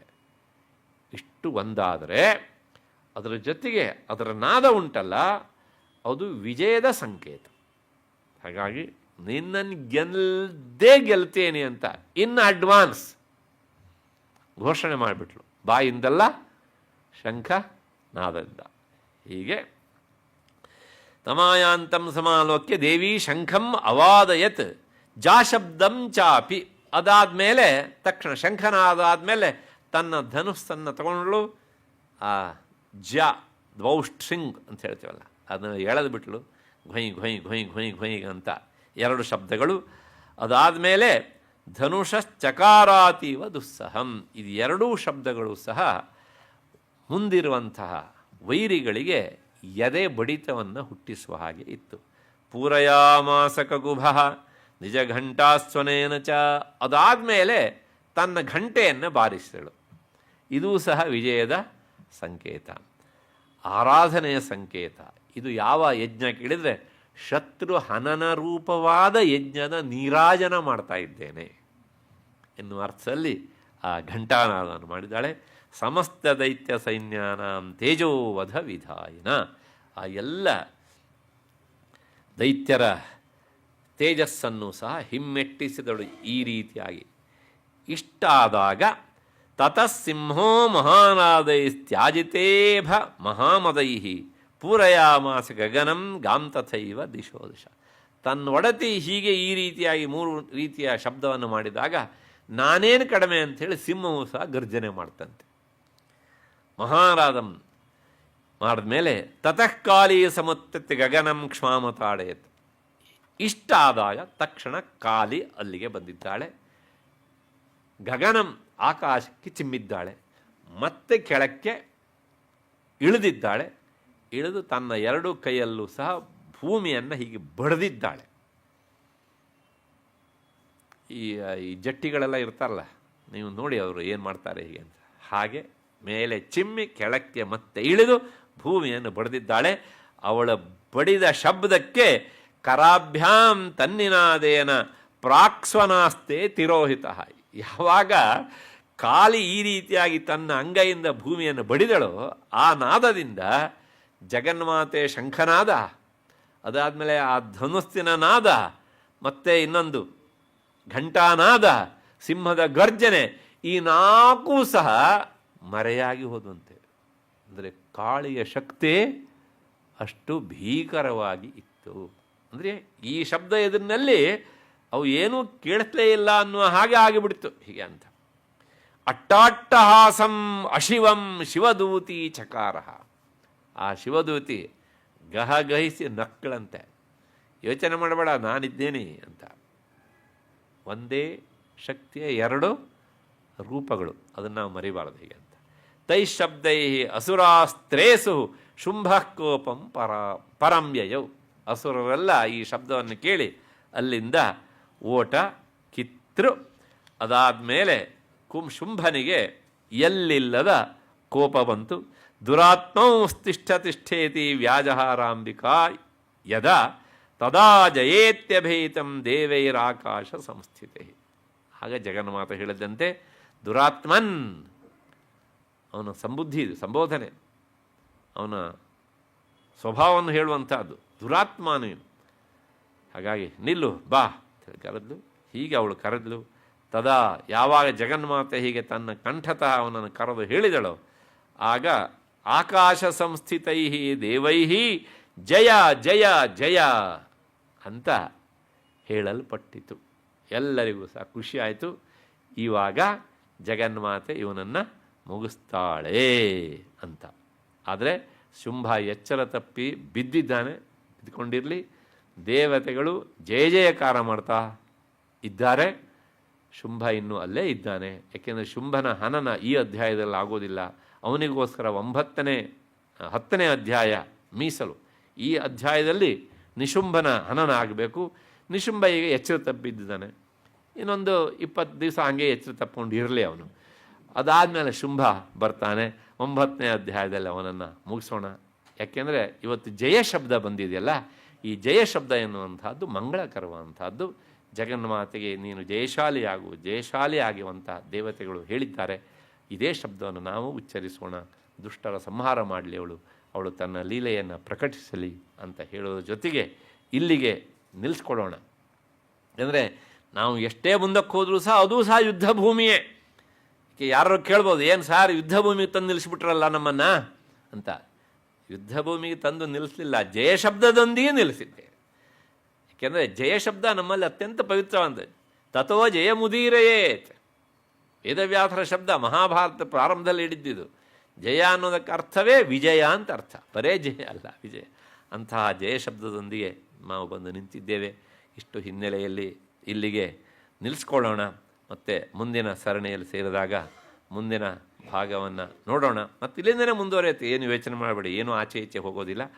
ಇಷ್ಟು ಹಿನ್ನೆಲೆಯಲ್ಲಿ ಈ 5 ದಿನದ ಈ ಸರಣಿಗೆ ಯಾರ್ಯಾರು ಮಹಾತ್ಮರು, ಉದಾರಿಗಳು, ಜ್ಞಾನ ಇಲ್ಲಿ ಉಳಿಬೇಕು ಅಂತ ಬಯಸುವಂತಹ ಆ ಸಜ್ಜನಿಕೆಯ ಹೃದಯದವರು ಪ್ರಾಯೋಜಕರಾಗಿ ಮತ್ತು ದತ್ತಿ ನ್ಯಾಸಕರ್ತರಾಗಿ ಸಹಕರಿಸಿದ್ದಾರಲ್ಲ, ಆ ಎಲ್ಲ ಪರಿವಾರದವರಿಗೆ ಯಾವ ಉದ್ದೇಶದಿಂದ ಈಡೇರಿಸಿದ್ದಾರೋ ಅದನ್ನು ಆ ಜಗನ್ಮಾತೆ ಈಡೇರಿಸಿಕೊಳ್ಳಿ ಅಂತ ಪ್ರಾರ್ಥಿಸ್ತೇನೆ. ಅದ್ರ ಜೊತೆಗೆ ದೂರದಲ್ಲಿ ಕುಳಿತು ಸಹಾಯ ಮಾಡುತ್ತ ಶ್ರೀನಿವಾಸ್ ನಾರಾಯಣ ಅವರು ಪ್ರಾಯೋಜಕರು ಅಂತ ರಾಮ್ ಅವರು ಹೇಳಿದ್ದಾರೆ. ಅವರಿಗೂ ಸಹ ಜಗನ್ಮಾತೆ ಅವರು ಬಯಸಿದ್ದನ್ನು ಈಡೇರಿಸಿಕೊಳ್ಳಿ ಅಂತ ಪ್ರಾರ್ಥಿಸ್ತೇನೆ. ಮತ್ತು ಈ 5 ದಿನಗಳ ಕಾಲ ಕಿವಿ ಕೊಟ್ಟವರು ನೀವು ಇದಕ್ಕೆ. ಹಾಗಾಗಿ ಶ್ರೋತ್ರೇಂದ್ರಿಯನ್ನು ಈ 1.25 ಗಂಟೆಗಳ ಕಾಲ ಜಗನ್ಮಾತೆ ವಿಚಾರವನ್ನು ಕೇಳೋದಕ್ಕೆ ಕೊಟ್ಟಂಥ ನಿಮಗೆಲ್ಲರಿಗೂ ಸಹ ಕೃತಜ್ಞತೆಗಳು. ಅದರ ಜೊತೆಗೆ ಇದಕ್ಕೆ ವೇದಿಕೆ ಮಾಧ್ಯಮವಾದಂತಹ ಗೋಖಲೆ ಈ ವೇದಿಕೆ ಅಂದರೆ ಇಲ್ಲಿನ ಗೌರವ ಕಾರ್ಯದರ್ಶಿಗಳು ಮತ್ತು ಸಹಕಾರ್ಯದರ್ಶಿಗಳು, ಇಲ್ಲಿನ ಎಲ್ಲ ಪರಿವಾರದವರಿಗೂ ಸಹ ನಾನು ಅನಂತ ಕೃತಜ್ಞತೆಗಳನ್ನು ಸಲ್ಲಿಸಿ ಈ 5 ದಿನಗಳ ನನ್ನ ವಾಕ್ಕುಸುಮಗಳನ್ನು ಆ ಕೌಶಿಕಿ ಅಥವಾ ಚಂಡಿಕಾ ಪರಮೇಶ್ವರಿ ಅಂತೆಲ್ಲ ಕರೆಸಿಕೊಳ್ಳುವಂತಹ ಆ ಜಗನ್ಮಾತೆಯ ಪದತಲದಲ್ಲಿ ಸಮರ್ಪಿಸಿ ನನ್ನ ಮಾತಿಗೆ ಮುಕ್ತಾಯ ಹೇಳ್ತೇನೆ. ಎಲ್ಲರಿಗೂ ನಮಸ್ಕಾರ.